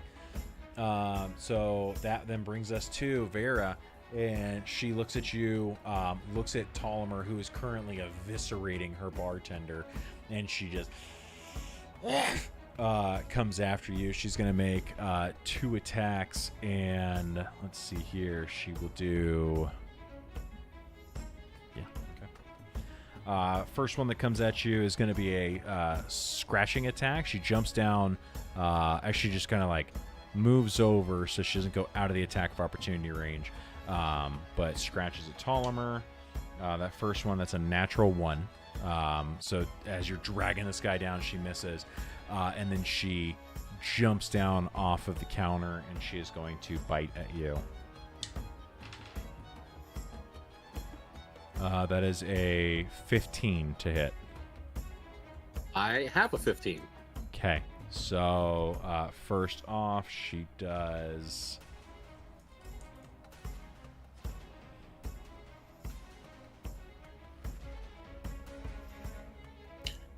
Okay. 9 No, we're gonna points of cast shield damage. again. She doesn't. Yeah, I'm casting shield again. Okay. All right. So you feel the air swipe by you, and as you turn and see the teeth coming at your face, you snap again, and she actually still makes contact with you, and it's just like it's like more like a massage. It hurts, but it doesn't break the skin. All right. That is... She's going to kind of hop back up onto the bar here. Let's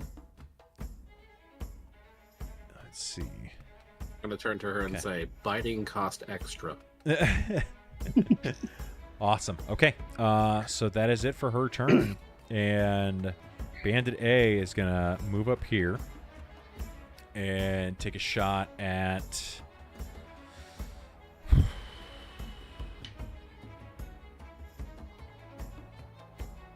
Voldred. So that is going to end up being... It's a natural 20. That'll hit. All right. Like crossbow.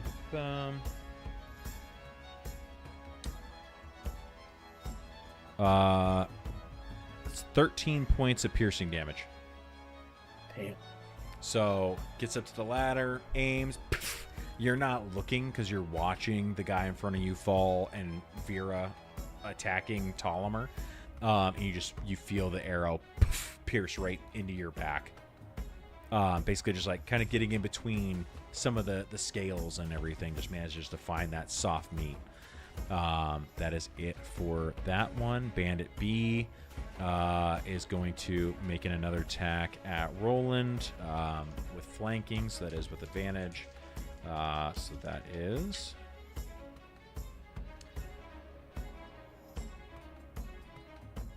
It's a natural 16 with a... Yeah, okay, so 19 to hit. That'll hit. Okay. That is 6 points of slashing damage. 6 points. All right. Brings us to the warg. The warg is going to go ahead and attack at Elena, who has just jumped into the ring with it, and rolls. It's a 19 to hit 2. on Elena. Oh, Elena. Yeah, it hits. Yep. Okay. It's 8 points of piercing damage. Do you have any resistance to that in your hybrid form? To piercing? Piercing.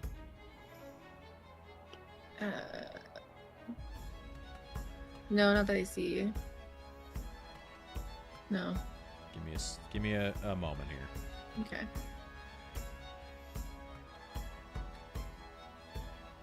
Give me a moment.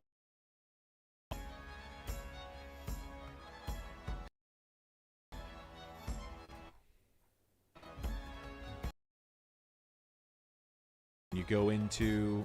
I'll have you do it. Go into your builder, right? Use the hammer sickle, or the anvil and the hammer. Mm-hmm. Scroll down to hybrid transformation and change yourself out of normal form and into hybrid form. Oh. I forgot we had to do that. That's stupid. Yep. Now look at your defenses. Fucking nerd.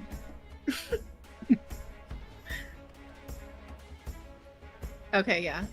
Bludgeoning, fire, piercing, and slashing. Right. So you take half damage on the piercing shot. So What is it? you feel the bite into you, Mhm. and it only does half damage. It was a 8 before, so you take 4 points of piercing damage. What was the first one? Do you remember? It was only one You attack. weren't- It was only one. Yeah, you weren't in Okay. hybrid form at that point. Oh, right. Okay. Okay. Great. So that is the warg's turn. That takes us to Juniper. Fantastic. I am going to cast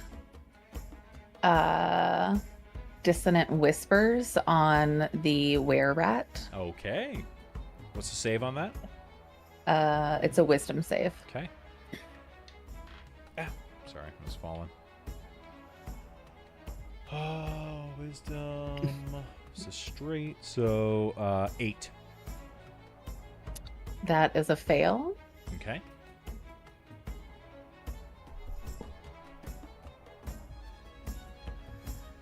So the damage done is going to be 8. Okay. And on a failed save, they use its reaction, if available, to move as far away that its speeds allows from me. But they don't move into dangerous ground. Okay. From there, basically, she's just gonna kind of jump off of the. Takes the damage, starts scratching at her head as she hears the whispers and can't figure out where they're coming from. And she basically just jumps off of. Just move as far away from you. She jumps off the counter and runs as far left as she can. Roland and Ptolemy, I will let you take attacks of opportunity as she jumps off and out of your melee range. Hey. Arm strike. Ooh, 25. That hits. Roll damage. Come on, get out of my space right there. Ooh, 5. Okay. Ptolemy? I technically already used my reaction. You did on your shield. You're right. Thank you. Good call. All right. Anything? I'd still be happy to do it, but No. I love it. Good job. Proud of you. Take inspiration for making the right call there. All right. Any bonus actions for you, Juniper? Bonus actions. I am going to.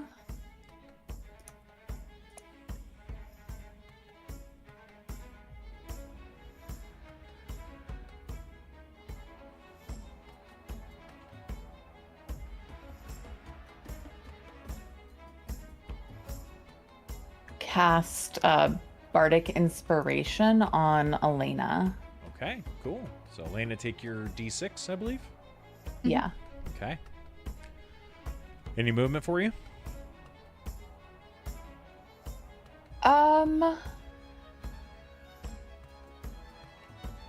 Yeah, I'm gonna come around more closer towards Voldred. Okay. Yeah. Awesome. All right. So that's action, bonus action, and movement. That brings us to Voldred. You are up. After getting a bolt to my back, I'm kind of pissed off, and I'm going to kind of take my quarterstaff and turn around, and I'm going to cast Chaos Bolt at Bandit A. I'm going to Okay. actually cast a second level Chaos Bolt. Okay. Up at the ladder. Cool. Yeah. Go ahead and roll. the hit. I did roll a nat 1, but I do have a spell that I can cast on it that'll cost me sorcery points, which is going to be. I'm going to cast Seeking Spell, which I get to roll a new d20 for 2 sorcery points. Okay. And then I have to take whatever that is. Let me take my sorcery points.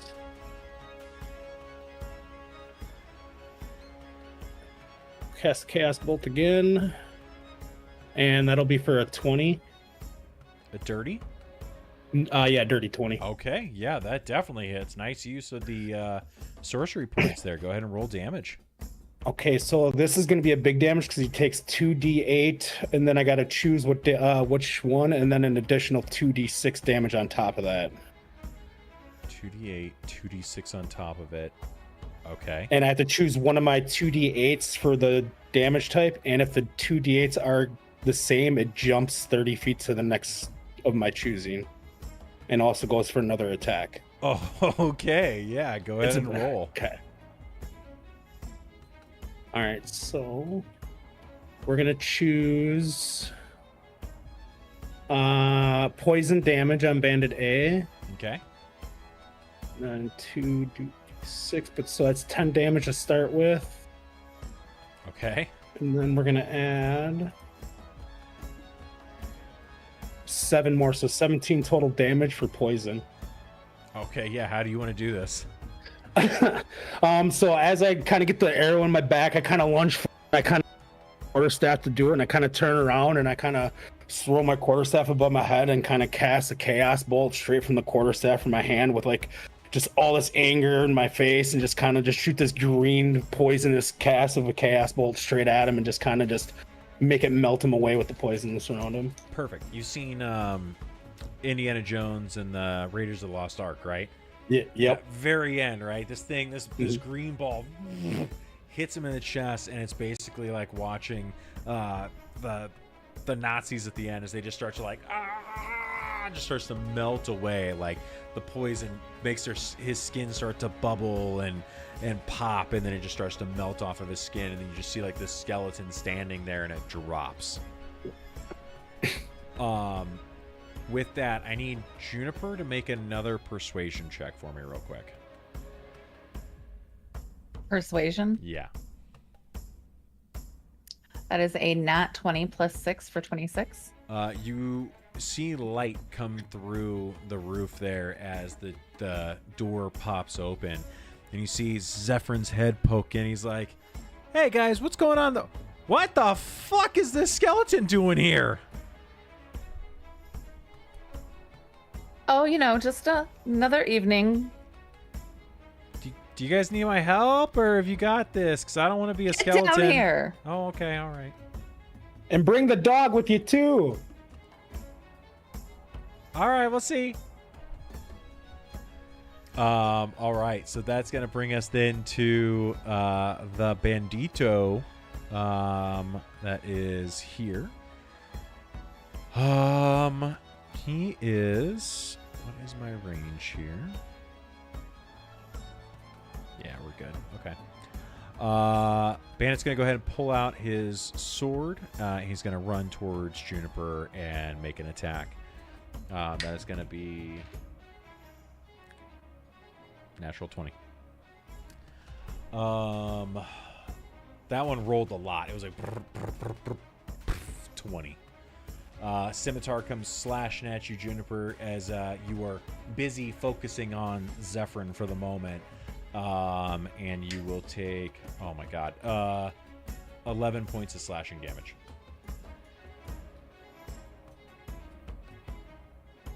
Awesome. Yep, it's a good one. Just kind of like the baseball swing, right? Comes around and go just like right across the chest. Elena, you are up. Okay.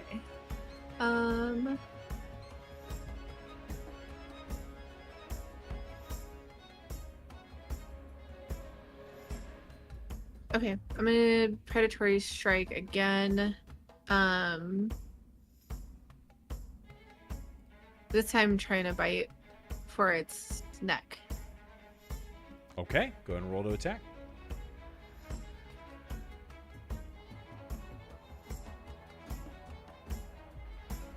$17. 17 will hit. Go ahead and roll damage. Perfect. 6. Okay. So you bite into it. Basically, it's just like you guys just biting at each other, and you manage to bite into like the fleshy part of the wart behind the head. And it's kind of ow from the pain. Anything additional for you? I I think Diesel heard that. I howled and his head popped up. No, my Yeah. roommate's walking through the gate. You couldn't just give that to me? Yeah, he heard you Roll for sure. whatever. Roll for betrayal. Yeah. No, that'll be it. Okay. That then brings us down to Bandit E, who is, he's still standing up on top of the piano. This time he's gonna load that crossbow and down towards Roland. That is gonna be as a 2 to hit, so 5. So that is a miss. That takes us to Bandit F, who is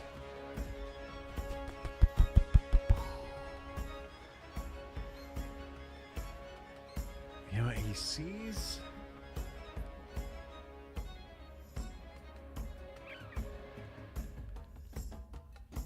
Kind of comes up the stairs a little bit, sets up, and is going to takes a shot at Ptolemy. It's a natural 19. No.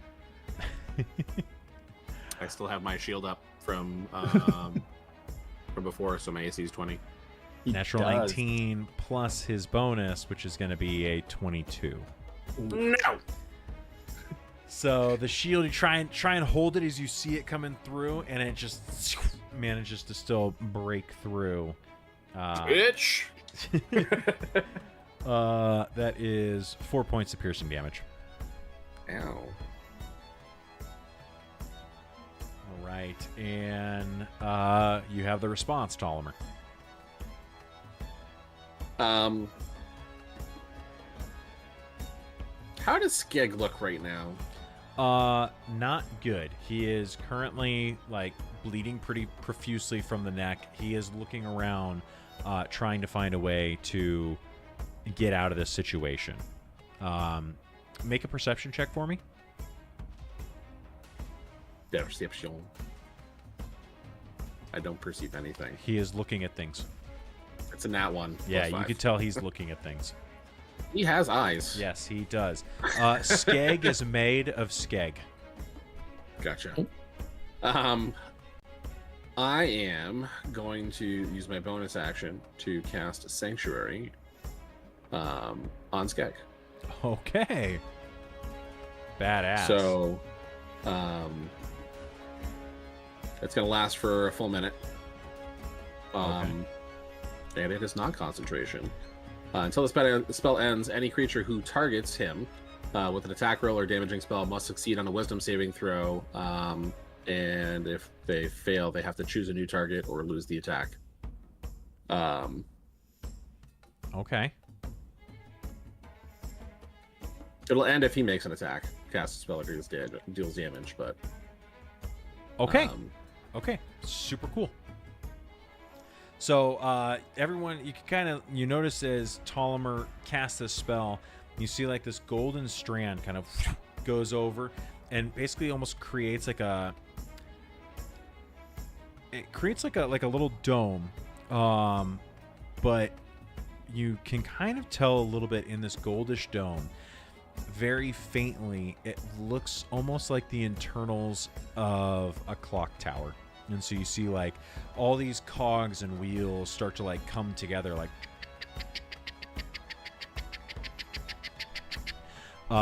and the sanctuary is cast on him. And I'll yell out to to stop fighting, just protect yourself and get to safety. Skeg looks around at that and can kind of see it, even kind of looks at his arms, and he sees this going in, not really knowing, but hearing you say that, he goes, all right. He is going to take the dash action instead of what he was going to do, and he jumps to basically grabs the top rope and tries to do the jump over it. The warg is still going to make the attack for opportunity, so he has to make a wisdom saving throw. Okay. That's a 2. Okay, so loses. So he's got to choose. He's got to choose a different target or Okay. lose the attack. Okay, well, he's going to lose the attack because Elena is right in front of him. So Skeg is going to jump down this way. Let me bring this up for chat.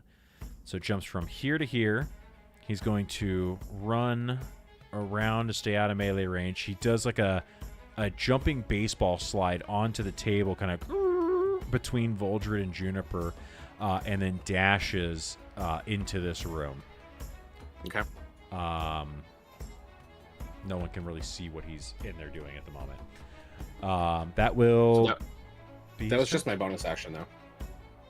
Oh, you haven't done your action? Mm-mm. You're right, you haven't. I'm so sorry. Okay. But that works flavor-wise, so go ahead and make your action. My apologies. So I want to come around to this bandito here. Okay. And I'm going to Booming Blade. Hell yeah. Okay. Go ahead and roll the hit.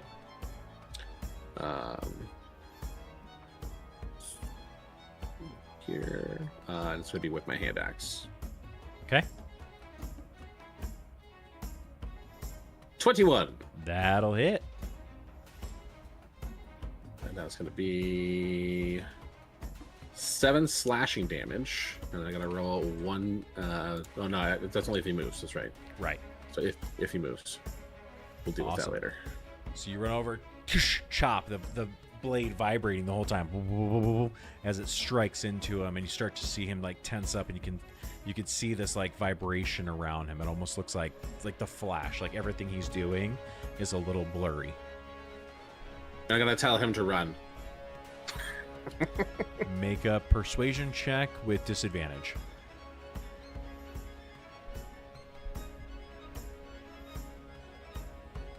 Eight. He's gonna look at you and he's gonna go, "Fuck off, bandits don't run, bakers don't run." All right, is that it for you? Yes, sir. Okay. Skag already had his turn, so Roland, we're on you. Right. So I'm now going to turn my attention to Bandit B because he's been a big old bee in my behind. Okay. I'm gonna hit him with the poison spray. Okay. 9. Definitely hits, right? Definitely does not hit. And then I'm gonna punch him in the face Okay. for a 17. Okay, yeah. So he like has seen this already. He ducks down. The poison spray goes over. He's like, here comes the uppercut. Clocks him in the jaw. Go ahead and roll damage. For 7. Okay. For 7. You kind of hear the jaw like as it cracks over the side and breaks. Hell yeah. All right. Any movement for you? No, I'm gonna stay right there. All right. So we are back up to Vermin's turn. She will. Let me see here. So Juniper, remind me. Dissonant Whispers. How long does the have to run away from you last? Just that turn? Just that like reaction?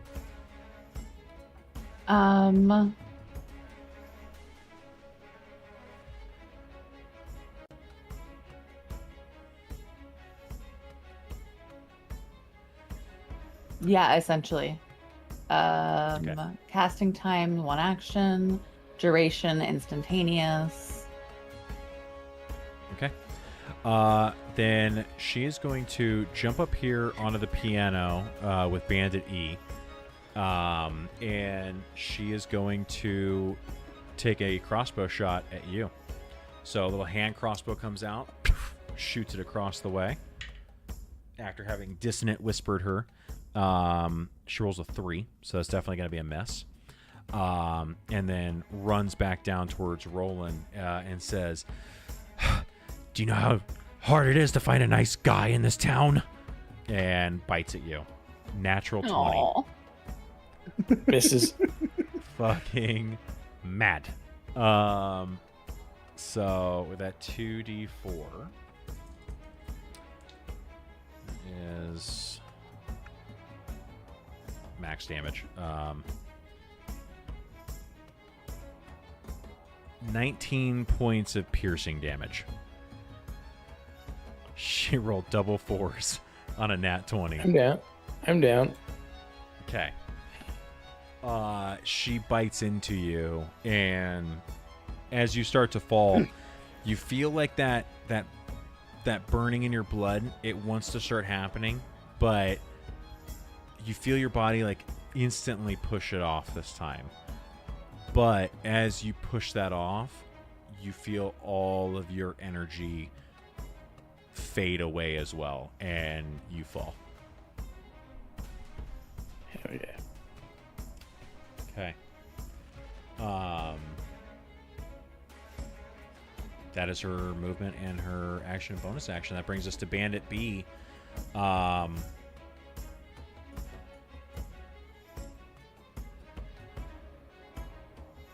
Roland, roll a d20 for me. You said Roland? Yeah. D20. 14. Okay. Bandit B is going to look at you fall and go, I knew he wasn't as tough as he looked in the ring.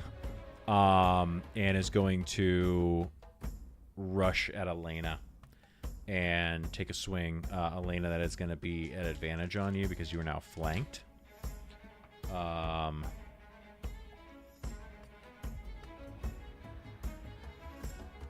14 to hit. It misses. Okay. So he goes to slash at you and manages to like hit his hand against the top rope of the ring, and it's like bounces backwards. So you kind of feel like the air behind you, so you know he's there, but doesn't hit. Okay. All right. That then brings us to the warg, who is going to go ahead and also make an attack at you. We have a natural 13 there. That is going to be 18 to hit.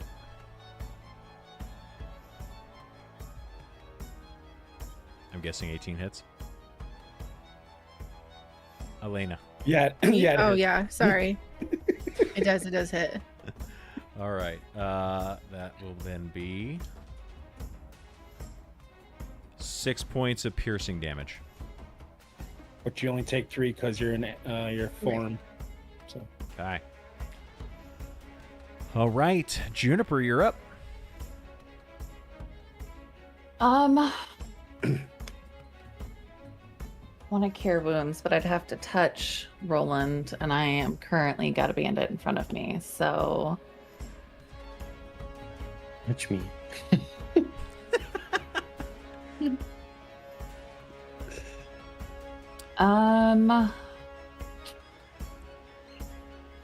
I will say for funsies, with your height, I will say that with a successful acrobatics roll of, let's call it 12 or higher, that you can run under the table and escape a potential attack of opportunity.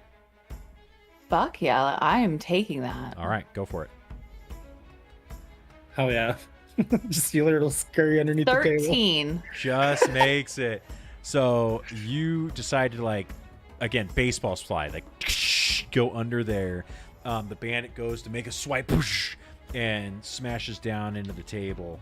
Yeah, he only rolled a 7 anyways, so absolutely misses that swipe as you go under. All right, then I'm going to reach out and touch Roland and heal him for 19. 19 points of healing? Holy shit, I that's cast it amazing. at a level 2. Oh, hell yeah. Nice work. That's sick. Roland, that light starts to fade and comes right back. And Sure. with That that, makes I'm also perfectly going to give smart. him Bardic Inspiration. Okay. Hell yeah. Roland, take your D6. Hell yeah. I'm just trying to die here, okay, guys? Actually, can we retcon the Bardic Inspiration? I'd rather telekinetically shove the rat. Sure. Yeah, we can do that. What's the save? Wisdom. No, sorry, Strength. Okay. Strength. Natural 19. Yeah, she saves it. Okay. You watch as the nails in her on her feet like kind of like break the ground around her as she stops herself from skirting backwards. That's unfortunate. Yep. All right, Voldred, you're up. After seeing Rat Lady, kind of take rolling down, and I just got done to turn back and kind of point my quarterstaff back at her, and I'm going to cast my second level chaos bolt at her as well. Okay, yeah, roll the hit. 16. 16 will hit. Okay, so for the 2d8, it's going to be a 5 damage to start with, Okay. and we're going to choose lightning damage, and then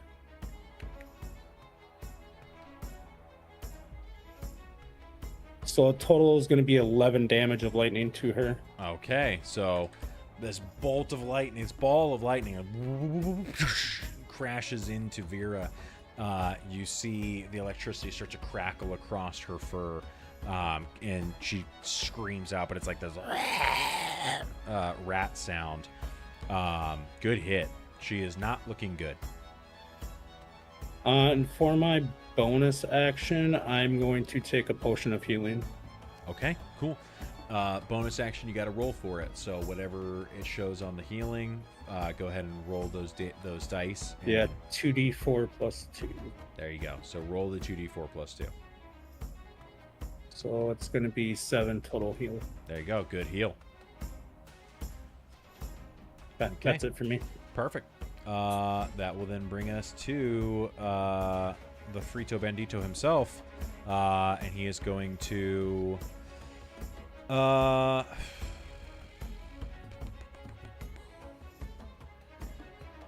He's gonna slash a Ptolemy.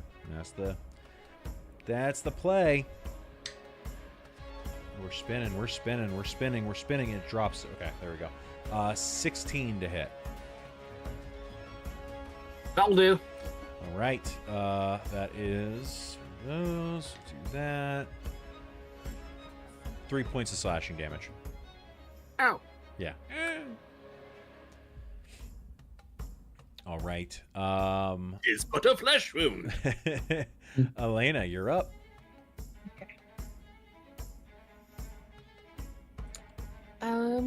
Predatory strike again. To the warg. Okay. Oh, it's not gonna hit. 8. That does not hit. So you go to slash, and it just kind of like, it's a flesh wound, just kind of scratches against the fur. Okay, I'm gonna try again. Okay, go for it. 14. 14 does hit. Yes. Go and roll Okay. damage.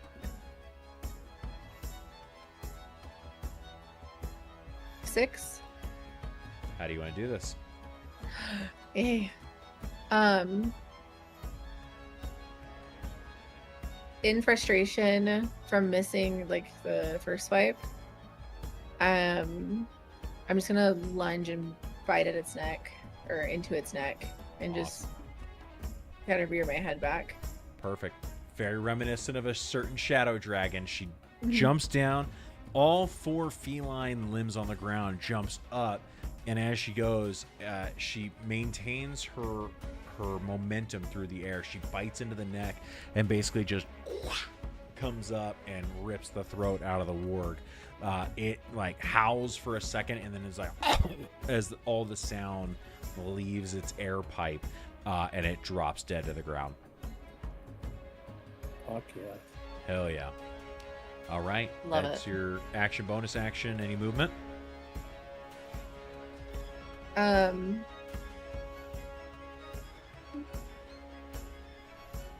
I'm just gonna jump out of the ring, kind of in between Bandit B and the Vermin. Okay.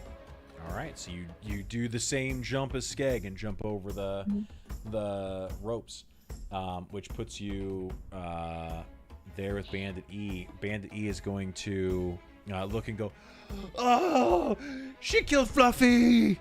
And it's going to take a shot at you. Okay. So that is Nope. 12 to hit. Misses. Okay. He is gonna jump down from the piano. He's gonna run over here and get prepped.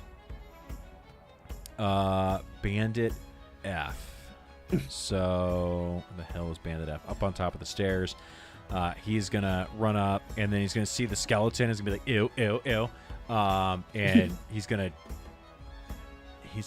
jump and slash down at Ptolemy. That is a 9 to hit. No. Yeah. All right. So as he jumps down to get you, like the table comes up at him too quickly and like kind of falls over as he hits.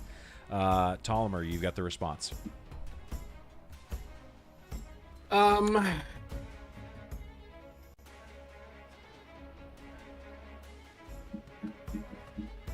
I'll go for the one behind the one that was booming blade before.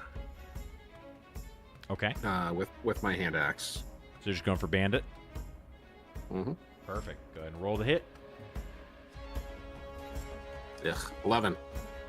That just misses. I would like to bonus action 2-weapon fighting and Okay. try to go at him with my dagger. Great. Roll the hit. 19. No. Oh, nope. Actually, it looked like a 14, but it's actually a nat 20. Perfect. I love it. Go ahead and roll damage. It's just the damage dice. Yep. 2. Okay. You go to make the swipe. He dodges. The second one comes across, and still 2 points of damage is 2 points of damage. Kind of as it slices across.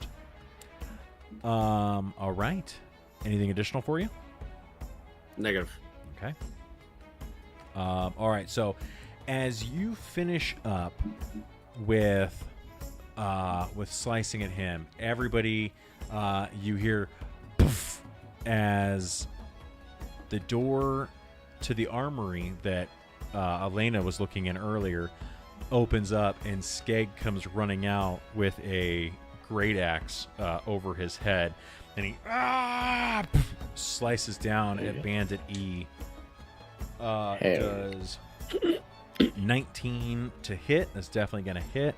So that is the first time I've ever rolled one of these dice in my life. 1d12 damage. He does 10 points of damage plus that, so 13. Runs out and just straight chops off the left arm of Bandit E. You guys watch this, like, blood comes spraying out as he cleaves it off. He screams. Not looking good, to say the least, but still standing. So as Skeg does that, you see that kind of clockwork barrier and everything like that. Like the gears kind of like grind up, like they stop spinning, grind up, and kind of like fall apart and just kind of dissipate and sprinkle off into little motes of light and disappear. Perfect. Okay. Top of the order, Roland, you're up. You are prone, so getting up does take 15 or take half of your movement. What if I speed bag his nutsack from the ground? You can do that. Although if you're prone, I can't remember if melee has a disadvantage if you're prone. Does it? I think for attacking, you might. I don't know if that's like. Let me see here. Let me see. Prone players. I'm about to Furio blows some nutsacks. I mean, again, you can still get up, not to do anything. But let's see. Prone. There we go. Condition. Prone. Only movement are to crawl or to spend an amount of movement equal to half your speed to right yourself and thereby ending the condition. You have disadvantage on attack rolls if you're prone. Yes. So you're trying So I have to use my nutsack him, movement but speed. you're just like, So you got to spend half your movement to get up and have a normal attack. Okay, I'll stand up All right. and then attack Vermin with an unarmed strike. Perfect. You can still attack his nuts. Hell yeah. Yeah. Straight for the nuts. 15. 15 is going to hit, yeah.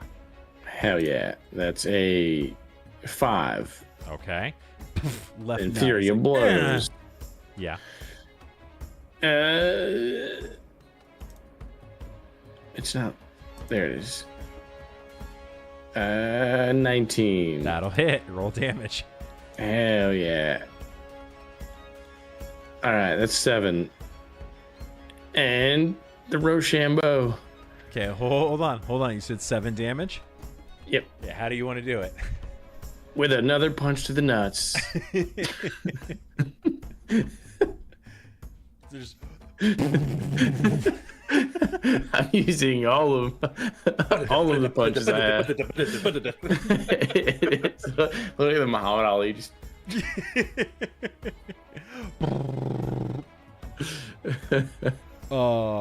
Perfect. So yeah, he just like falls over, just dead. Hell yeah. As you're going, you do hear like. By the way. Yeah, it's a muff punch, you know. All right. Anything additional? That'll be it. Okay. Oh wait. Yeah. All right. Vera looks at the 2 of you in front of her, the 3 of you in front of her. Elena, Roland, Juniper. Roll d20s. Roll d20s. Rolled. That's a 2.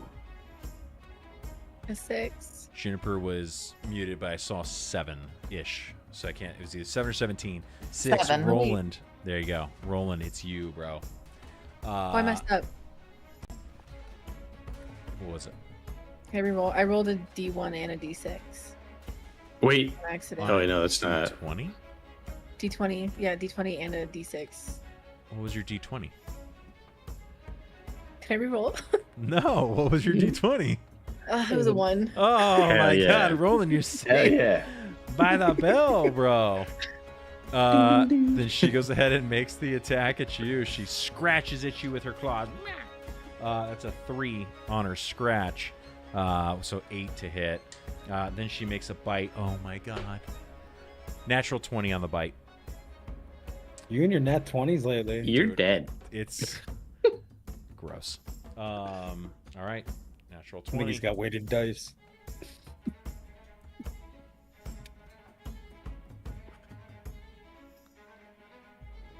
$13 points of piercing damage. So when you round down on the half, so it's 6 points of damage. I need you to make a Constitution saving throw.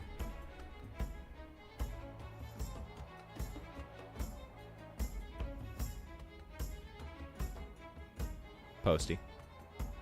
Oh. She's so pretty. A Constitution saving throw. Yes. Is that a D20? On your character sheet on the left-hand side up at the top left, you have 6 saving throws. Top left-hand side? And a section says saving throws. Oh, And click on Constitution. 7.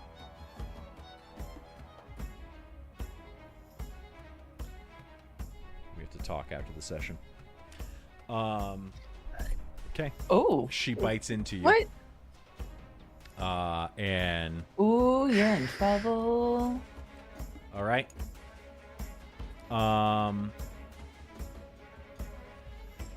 As she releases from you, she kind of wipes the blood from her lip and she looks at you and she goes, "No matter what, welcome to the family." Juniper, you're up. Did I just get It's the my leg? turn.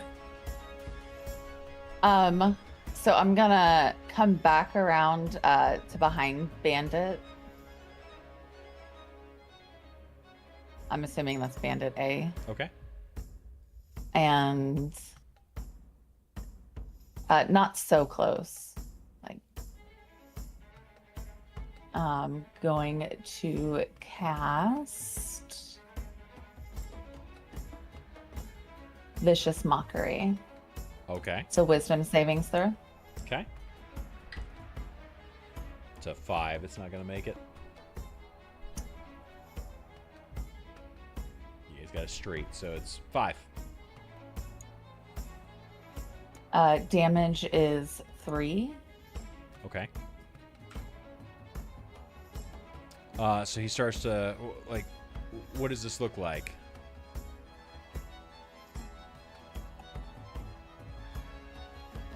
Vicious Mockery. Yeah, like, what do you do? I'm just gonna come up behind him and be like, "Oh yeah, no, this angle is so much better than the front angle. It should definitely be viewed from back here, my guy." He, like, looks at the mirror behind the bar and is like tries to, like, get a look for a second. He's like, all right, not looking great. And then, let's see. Bonus action, I'm going to cast Mantle of Inspiration. Okay. It grants 5 temporary HP up to 5 creatures that I can see.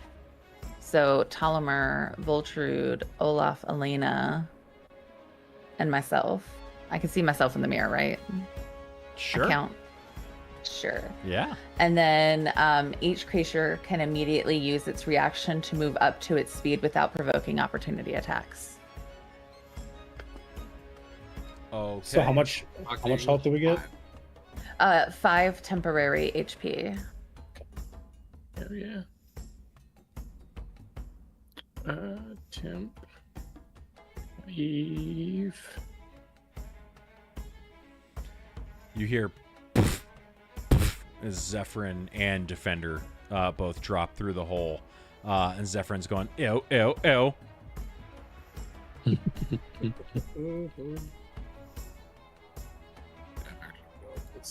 Is that because? Never mind. No. Still on Juniper's turn. Anything additional for you? No, I believe that's everything for me. Okay. Voldred. Now that I seen like the bandits kind of gang up on Tolomer before he like ran away, I'm gonna keep my quarterstaff in my hand. I'm gonna go ahead and cast Scorching Ray, 1 on each of the bandits. So for my first attack, it'll be a 9. That'll be on the normal bandit. Okay, And then normal my second- bandit that misses. Okay, then bandit F is gonna take 20 for a hit, That'll hit. Gonna roll damage. 7 damage. Okay.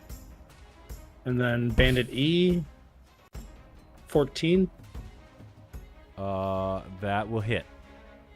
And bandit E will take 8 fire damage. How do you want to do this? So I'm kind of starting from the bandit, going to bandit F, kind of like whipping my quarterstaff around, casting each of them, and like as I see Skeg cut off the arm of bandit E, I'm gonna kind of like swing my last one like right at his head, with just a fireball right at his head for him, kind of make it just implode. All 3 of them go. 1 misses. The second one hits, and the third one, strikes right in the head. And you just watch this fireball as it just hits, and like even watch the arm, like the stump, cauterize in real time as the fire just like shoots up it, and he is dead. Any bonus action for you? Nope, I'm gonna stare at where I'm at. Sweet. All right. That brings us to our normal bandit. No, it doesn't. Yes, it does. And he is going to try and make an attack at you, Voldred, for shooting a firebolt at him, fire ray. So he runs at you, Tolomer. Damage.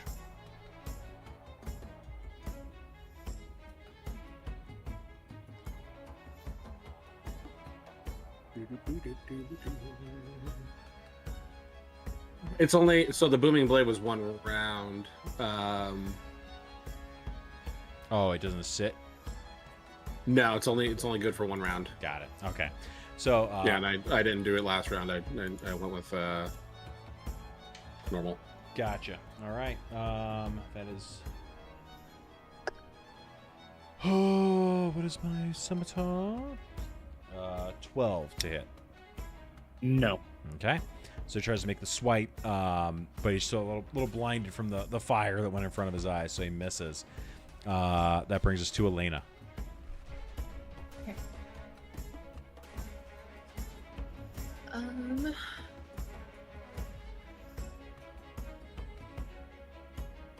I'm gonna go ahead and swipe at the rat.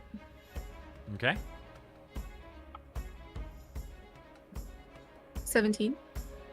That will hit. Roll damage. 8. Okay. Let me see here real quick.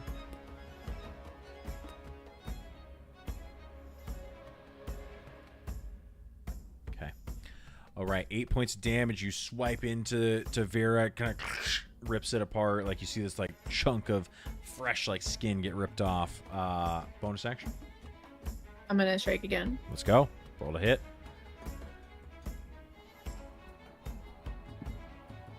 5. That misses. Okay. All right. Any movement for you? No, I'm gonna stay put for now. Okay, cool. That then brings us to. Why do I have 2 normal bandits here? Oh, it was this guy then. Oh yeah, it's got the health there, so we're good. Okay, so this bandit is going to. He's gonna rush Ptolemy. That is gonna How be close does that give me opportunity? Is you just outside the 5-foot just range? outside. Yeah, Okay. goes around. It's gonna be a 16 to hit. That'll hit. Okay. 4 points of slashing damage. Can I free action? Ouch. Yes, yeah, that's always a free action. Crying is a free action. All right. Ptolemy with the response. I shall go at him with mine hand axe.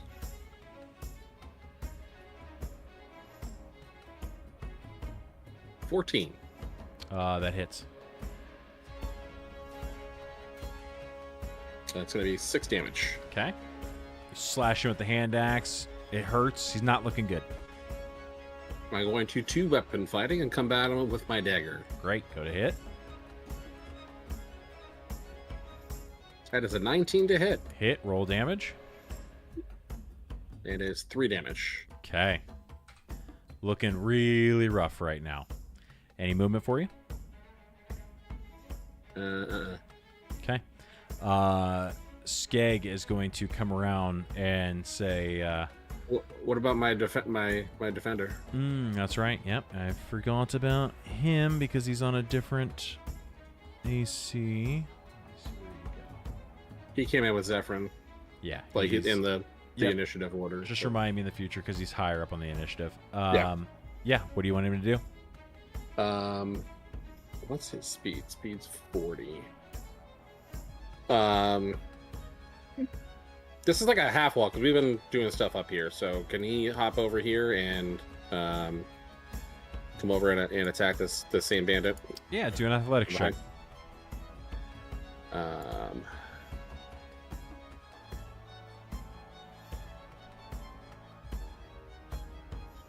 don't remember what it. What's the athletics? Let's see.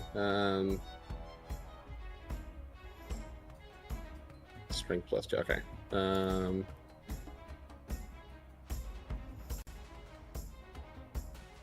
12. Yeah. He jumps over and poof, onto the table, poof, onto the ground.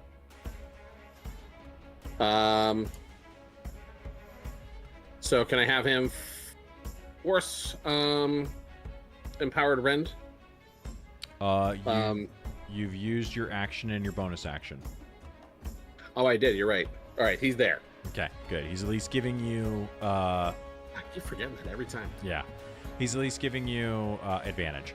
And with that, Skeg comes around having advantage to hit, and he goes, "Thanks, little man. Let me take care of this for you." And rolls an 18 to hit. That's going to then be that guy.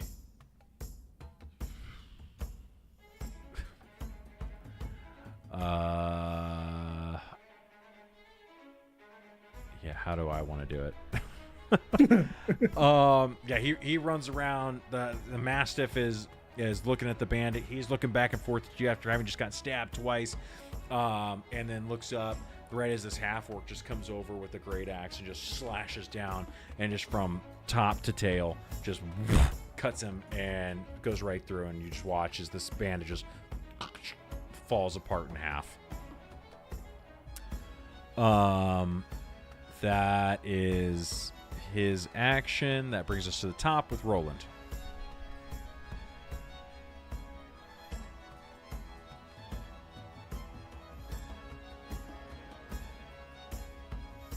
You're muted. Sorry, a little gassy today. Gonna go after Vermin. I'm gonna do unarmed strike. Okay, roll to hit. Alright. Ooh, nat 20, baby. Okay, For roll 26. damage. 8. Okay, 8 points. Not looking good. Alright. Hit her with another unarmed strike.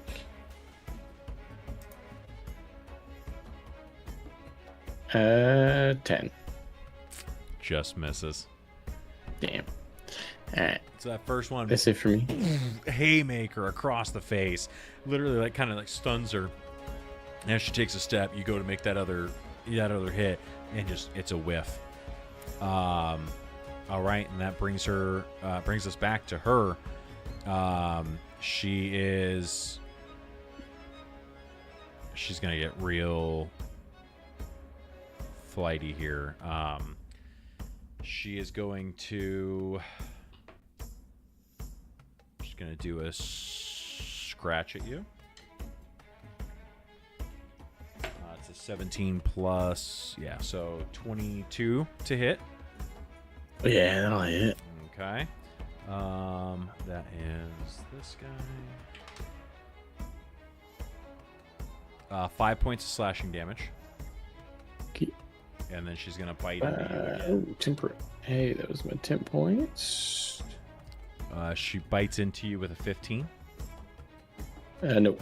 Okay. So scratches at you, you kind of rear back, and she bites and catches air. That is it for her.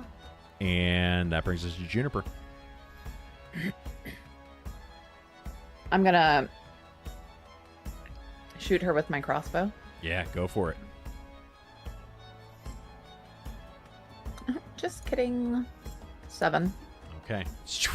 Goes over her head. Bonus action. I'm gonna throw my dagger at her. Okay. Roll the hit.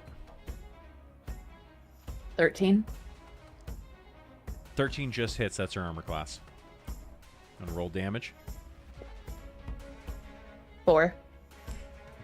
How do you want to do this? So I'm gonna crossbow bolt, shoot it, miss. I'm gonna fucking like just drop it, Mm-hmm. huff, and like make this like dramatic like rifling through my skirt. Like I know it's here, where, and then just grab the dagger, tip first, and just let it go. And I just want it to sink right between her eyes. Perfect. So you watch as she scratches at Roland, and she tries to bite, and as she catches air, it like bites again as the arrow is going past, and then she kind of again at him, and that dagger just sinks square into the skull and to the hilt all the way through, and you watch as she kind of and just falls over. I'm really concerned with what you put in that glaze, honey. She falls to the ground. For the sake of time, you guys clean up the remaining bandit with ease. And with that, we leave combat. Hell yeah. That was a long combat. It was That was long. very long.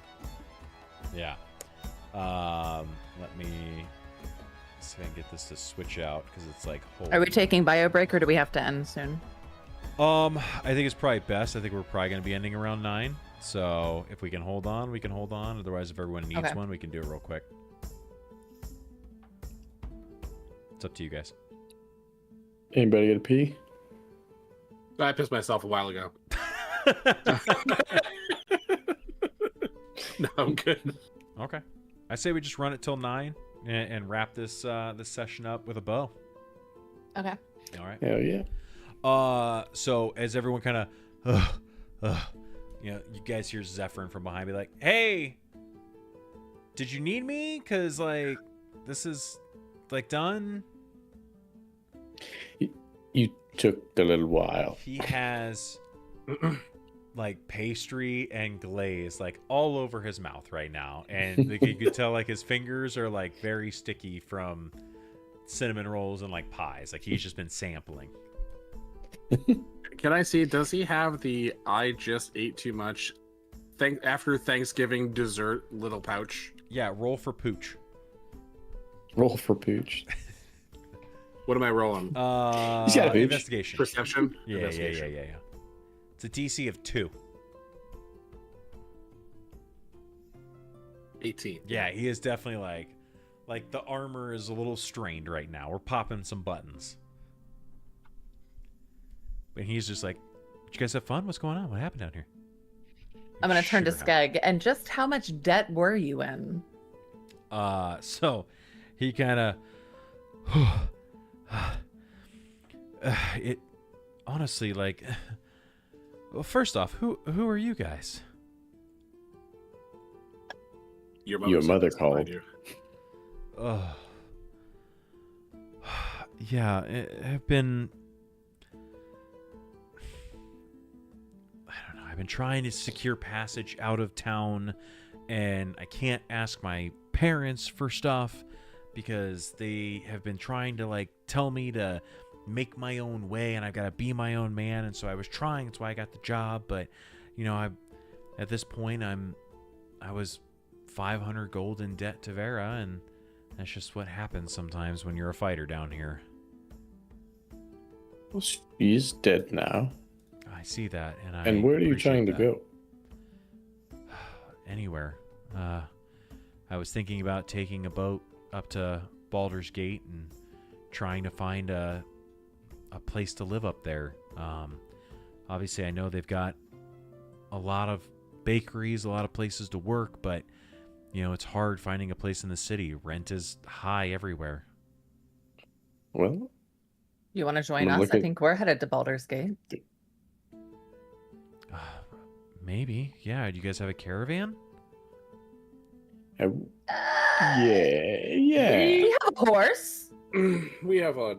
And you don't have to pay us. You just have to stay up and stay on watch when we're sleeping and wake us up if anything happens.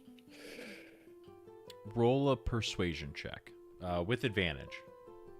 Hell yeah. Persuasion with advantage. Roll. 17. Okay.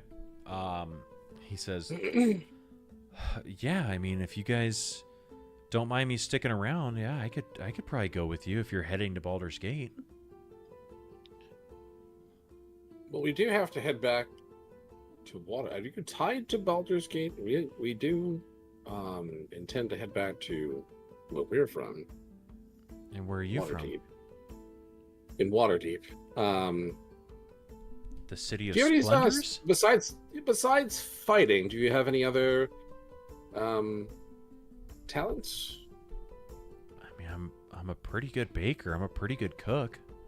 Because we do have ourselves our own manor that we're rebuilding, and Oh, we could use a cook back at the inn. I'm gonna say we could use if you can make anything close to what I had upstairs, I don't think anybody potentially- can make it that orgasmic, Talamar. We could start a laundry service next door and make plenty of money washing pants alone. Keep in mind, there are orphans around. I'm not going to have them working at the laundry. Okay, I'm just gonna toss my hands up and like start searching around for things. So But- you guys have a place in Waterdeep, and you need a cook. Mm-hmm. Yeah. That's correct. We do. And you'd pay me? I wouldn't have to like fight in the basement? I think we would be able to afford. We give you a place to stay, and that the room and board would be covered, and then as we start growing, yeah, Okay. Well, I mean, we're And- very very new. Maybe you might have to fight some rats in the basement, but that's easy enough. well, I can No, I we can fight killed and I most can of them. cook. Yeah. Okay. Yeah. Well. Okay. Yeah. Let's see what we can do. I think that's really awesome. Yeah. I'll do that. Yeah, I'll come work for you. Where what's the place called? It's the troll skull, and I'll hand him the business card, Okay. So it's like- and then like as he's looking at it, I'll just like slowly put my hand back out, like I just had that one. He's like, okay, okay. So the troll skull in the You'll North be with Ward. us, so you don't need the Okay. card. So he hands it back. He Um, goes, "Thanks. Yeah, thanks. That sounds great. Let's do We it." can go back to we're going back to the Dusty Hoof. So that's where we're staying here. Okay. Well, I'm sure my mom is looking for me. You said that she talked to you, Mhm. so let me get back to her. And you're at the Dusty Hoof, so I just got to get out of this place. Yeah, we can walk you back to her. Make sure. How old are you, Skeg? I'm 18. Yeah. Okay. All right. So, do you guys head out? No, we're searching the place. We're ransack. Like, let's I'm loot. going to Okay. whomever was the bartender, and I want my money back that I put on Okay. the fight with Skeg, and whatever other money he has. Okay. I would like to check out the armory that Skeg came from. Okay, cool. Go ahead. For the, let me see here.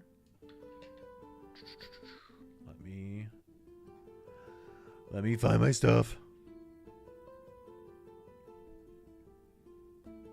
I definitely. I mean, so I know that I had bet 2 gold, so I know he's got that. Yeah. Let's see.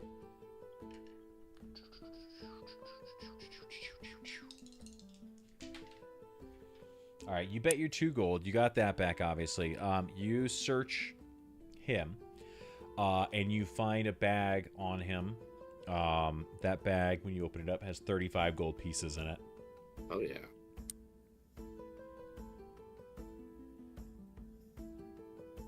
Everyone do a general investigation check for me.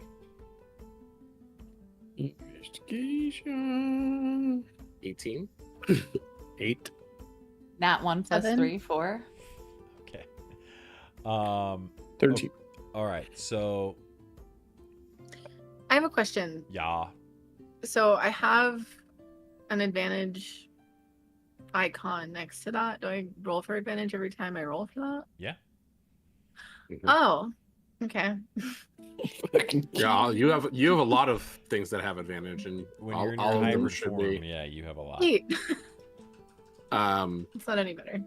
the only time you wouldn't is if it has an asterisk. You have to look at the specifics. But if there's no asterisk next to the A for advantage, you roll with it.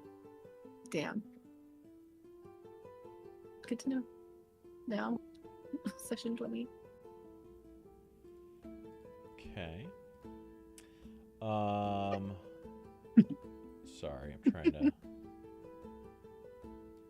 Found it. Okay, good.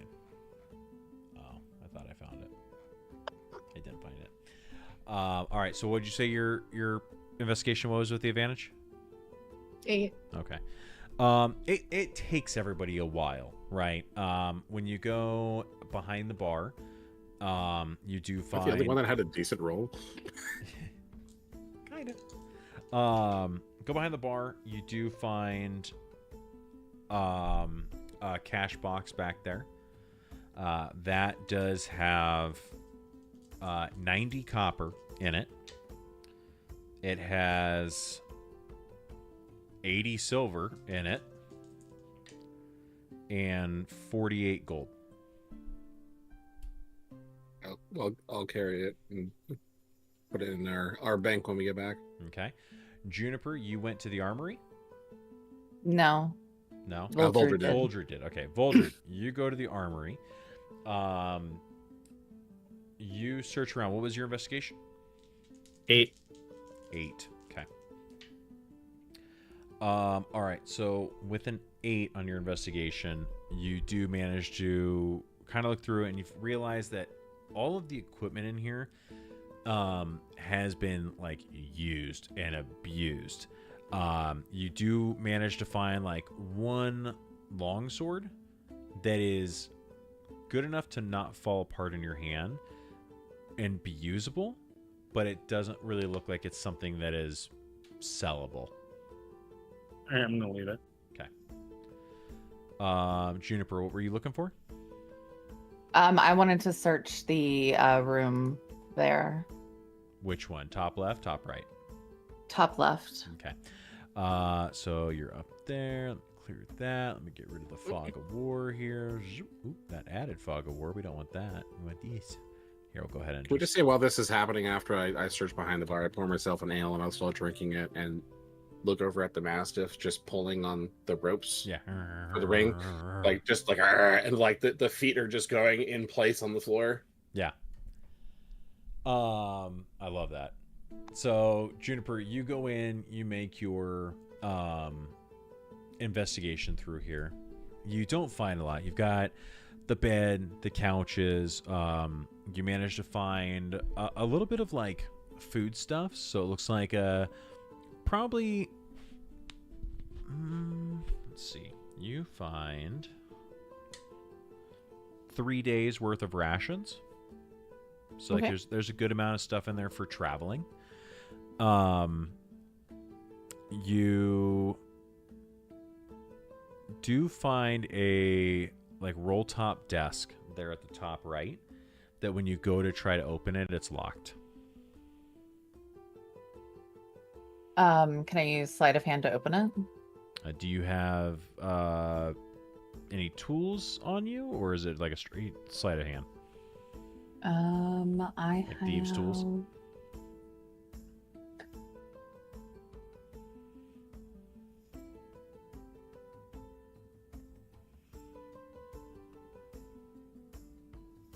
I don't have thieves' tools. Okay. Yeah, just make a sleight of hand check for me.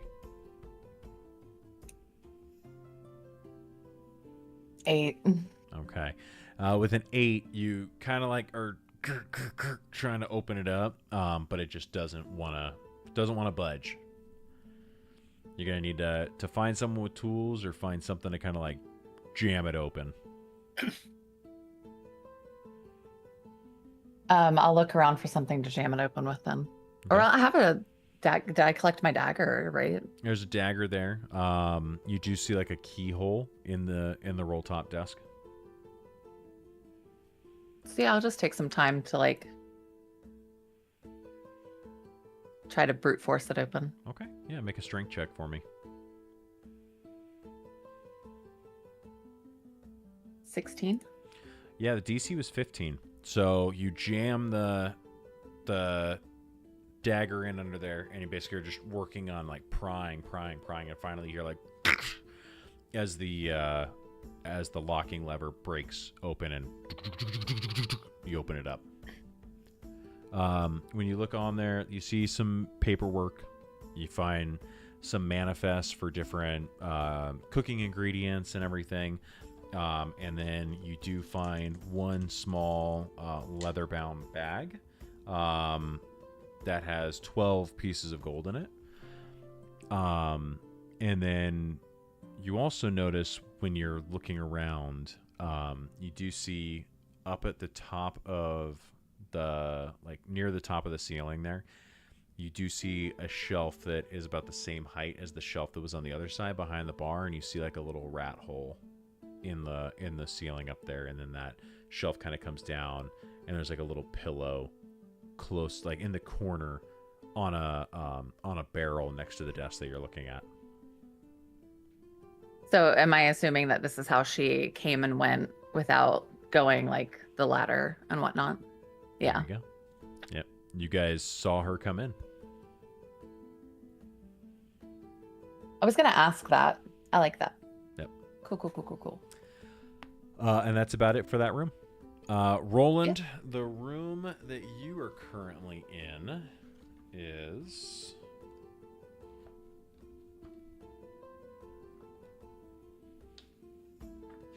Earlier I like turned right to it. Okay, here we go. That is room number 4. That is a storage room. As you look around, go ahead and make an investigation check for me. Investigation. 19. Okay, with a 19,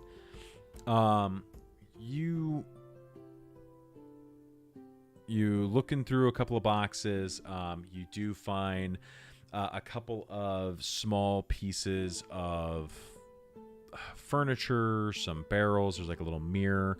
You do crack open one box, and you do find like 2 gold bars.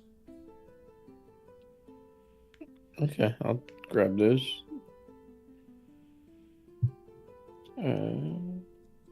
How much is a gold bar worth? I think it's like...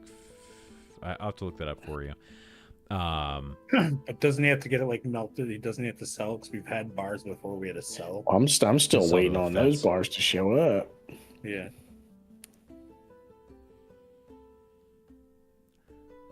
Somebody wasn't home manage. because of a certain teleportation circle.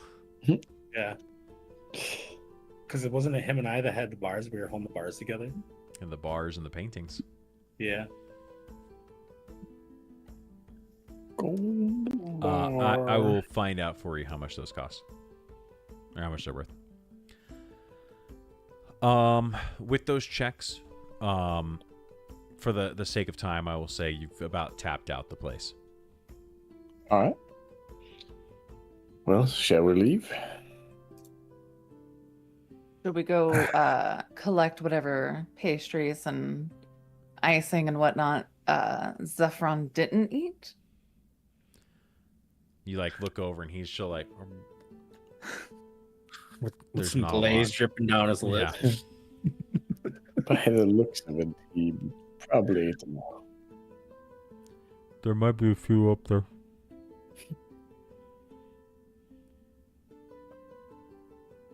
All right, let's get out of here before somebody notices. All right. So, the 6 of you and Defender, you guys have to like kind of like lift Defender up together, and he's kind of like trying to like claw his way up the ladder and stuff. But you all manage to get out of the basement, and you exit out the front door. As soon as you do, the rolls you took, it took you a while to search this place. So as you walk out the front door, you can already see that the horizon is starting to get like that light, like orangish pinkish glow from the sun coming up. And as you all step out, you hear you just hear Skeg. And Skeg looks over and he goes, "Mom," and she runs up and she goes, "Are you okay?" And they hug and embrace, and she starts to cry onto his shoulder, and she's like, I thought I lost you." And he goes, "No, Mom, I'm okay. I'm okay." She goes, "What happened?" And looks at the 6 of you.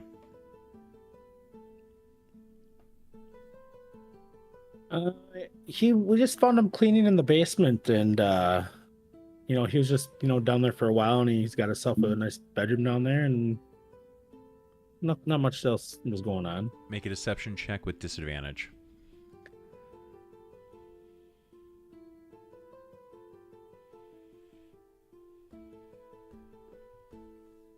8. Yeah.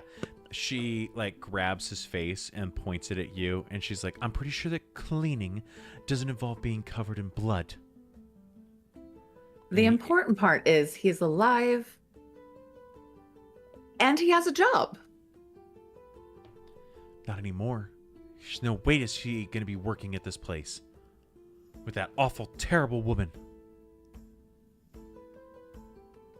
Who's not a problem anymore. However, how do you feel about Waterdeep?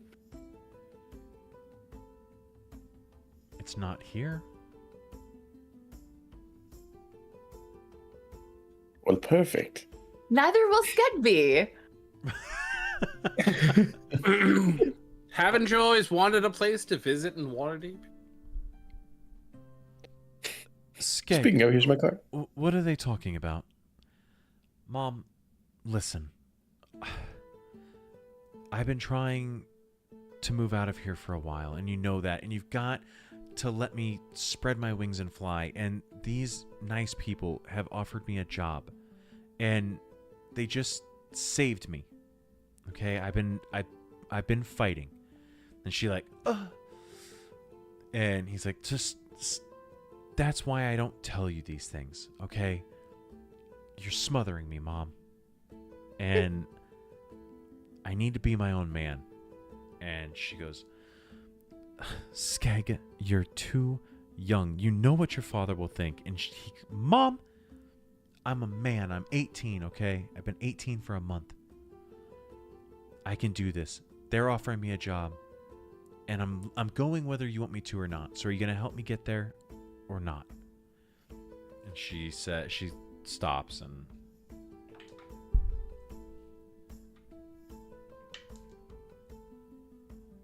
they both rolled 2s. We don't have a fighting ring in the basement. She looks and she goes, listen, Skeg, if this is really what you want, let's make the preparations here at home, and I will help you get there. But you've got to finish school. And he goes, Mom, school's over in a month. Well, then you can go in a month. And he looks over at you, Tollimer, and says, will the job be there in a month? Yeah, of course. Do you have any special talents or skills? You say that to the mom? Yeah. She looks at you and is immediately like, excuse me.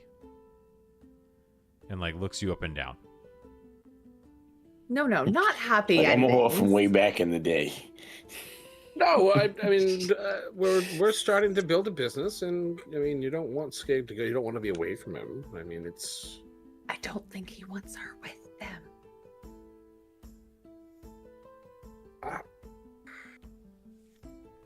She looks to you, and Waterdeep's a very big city.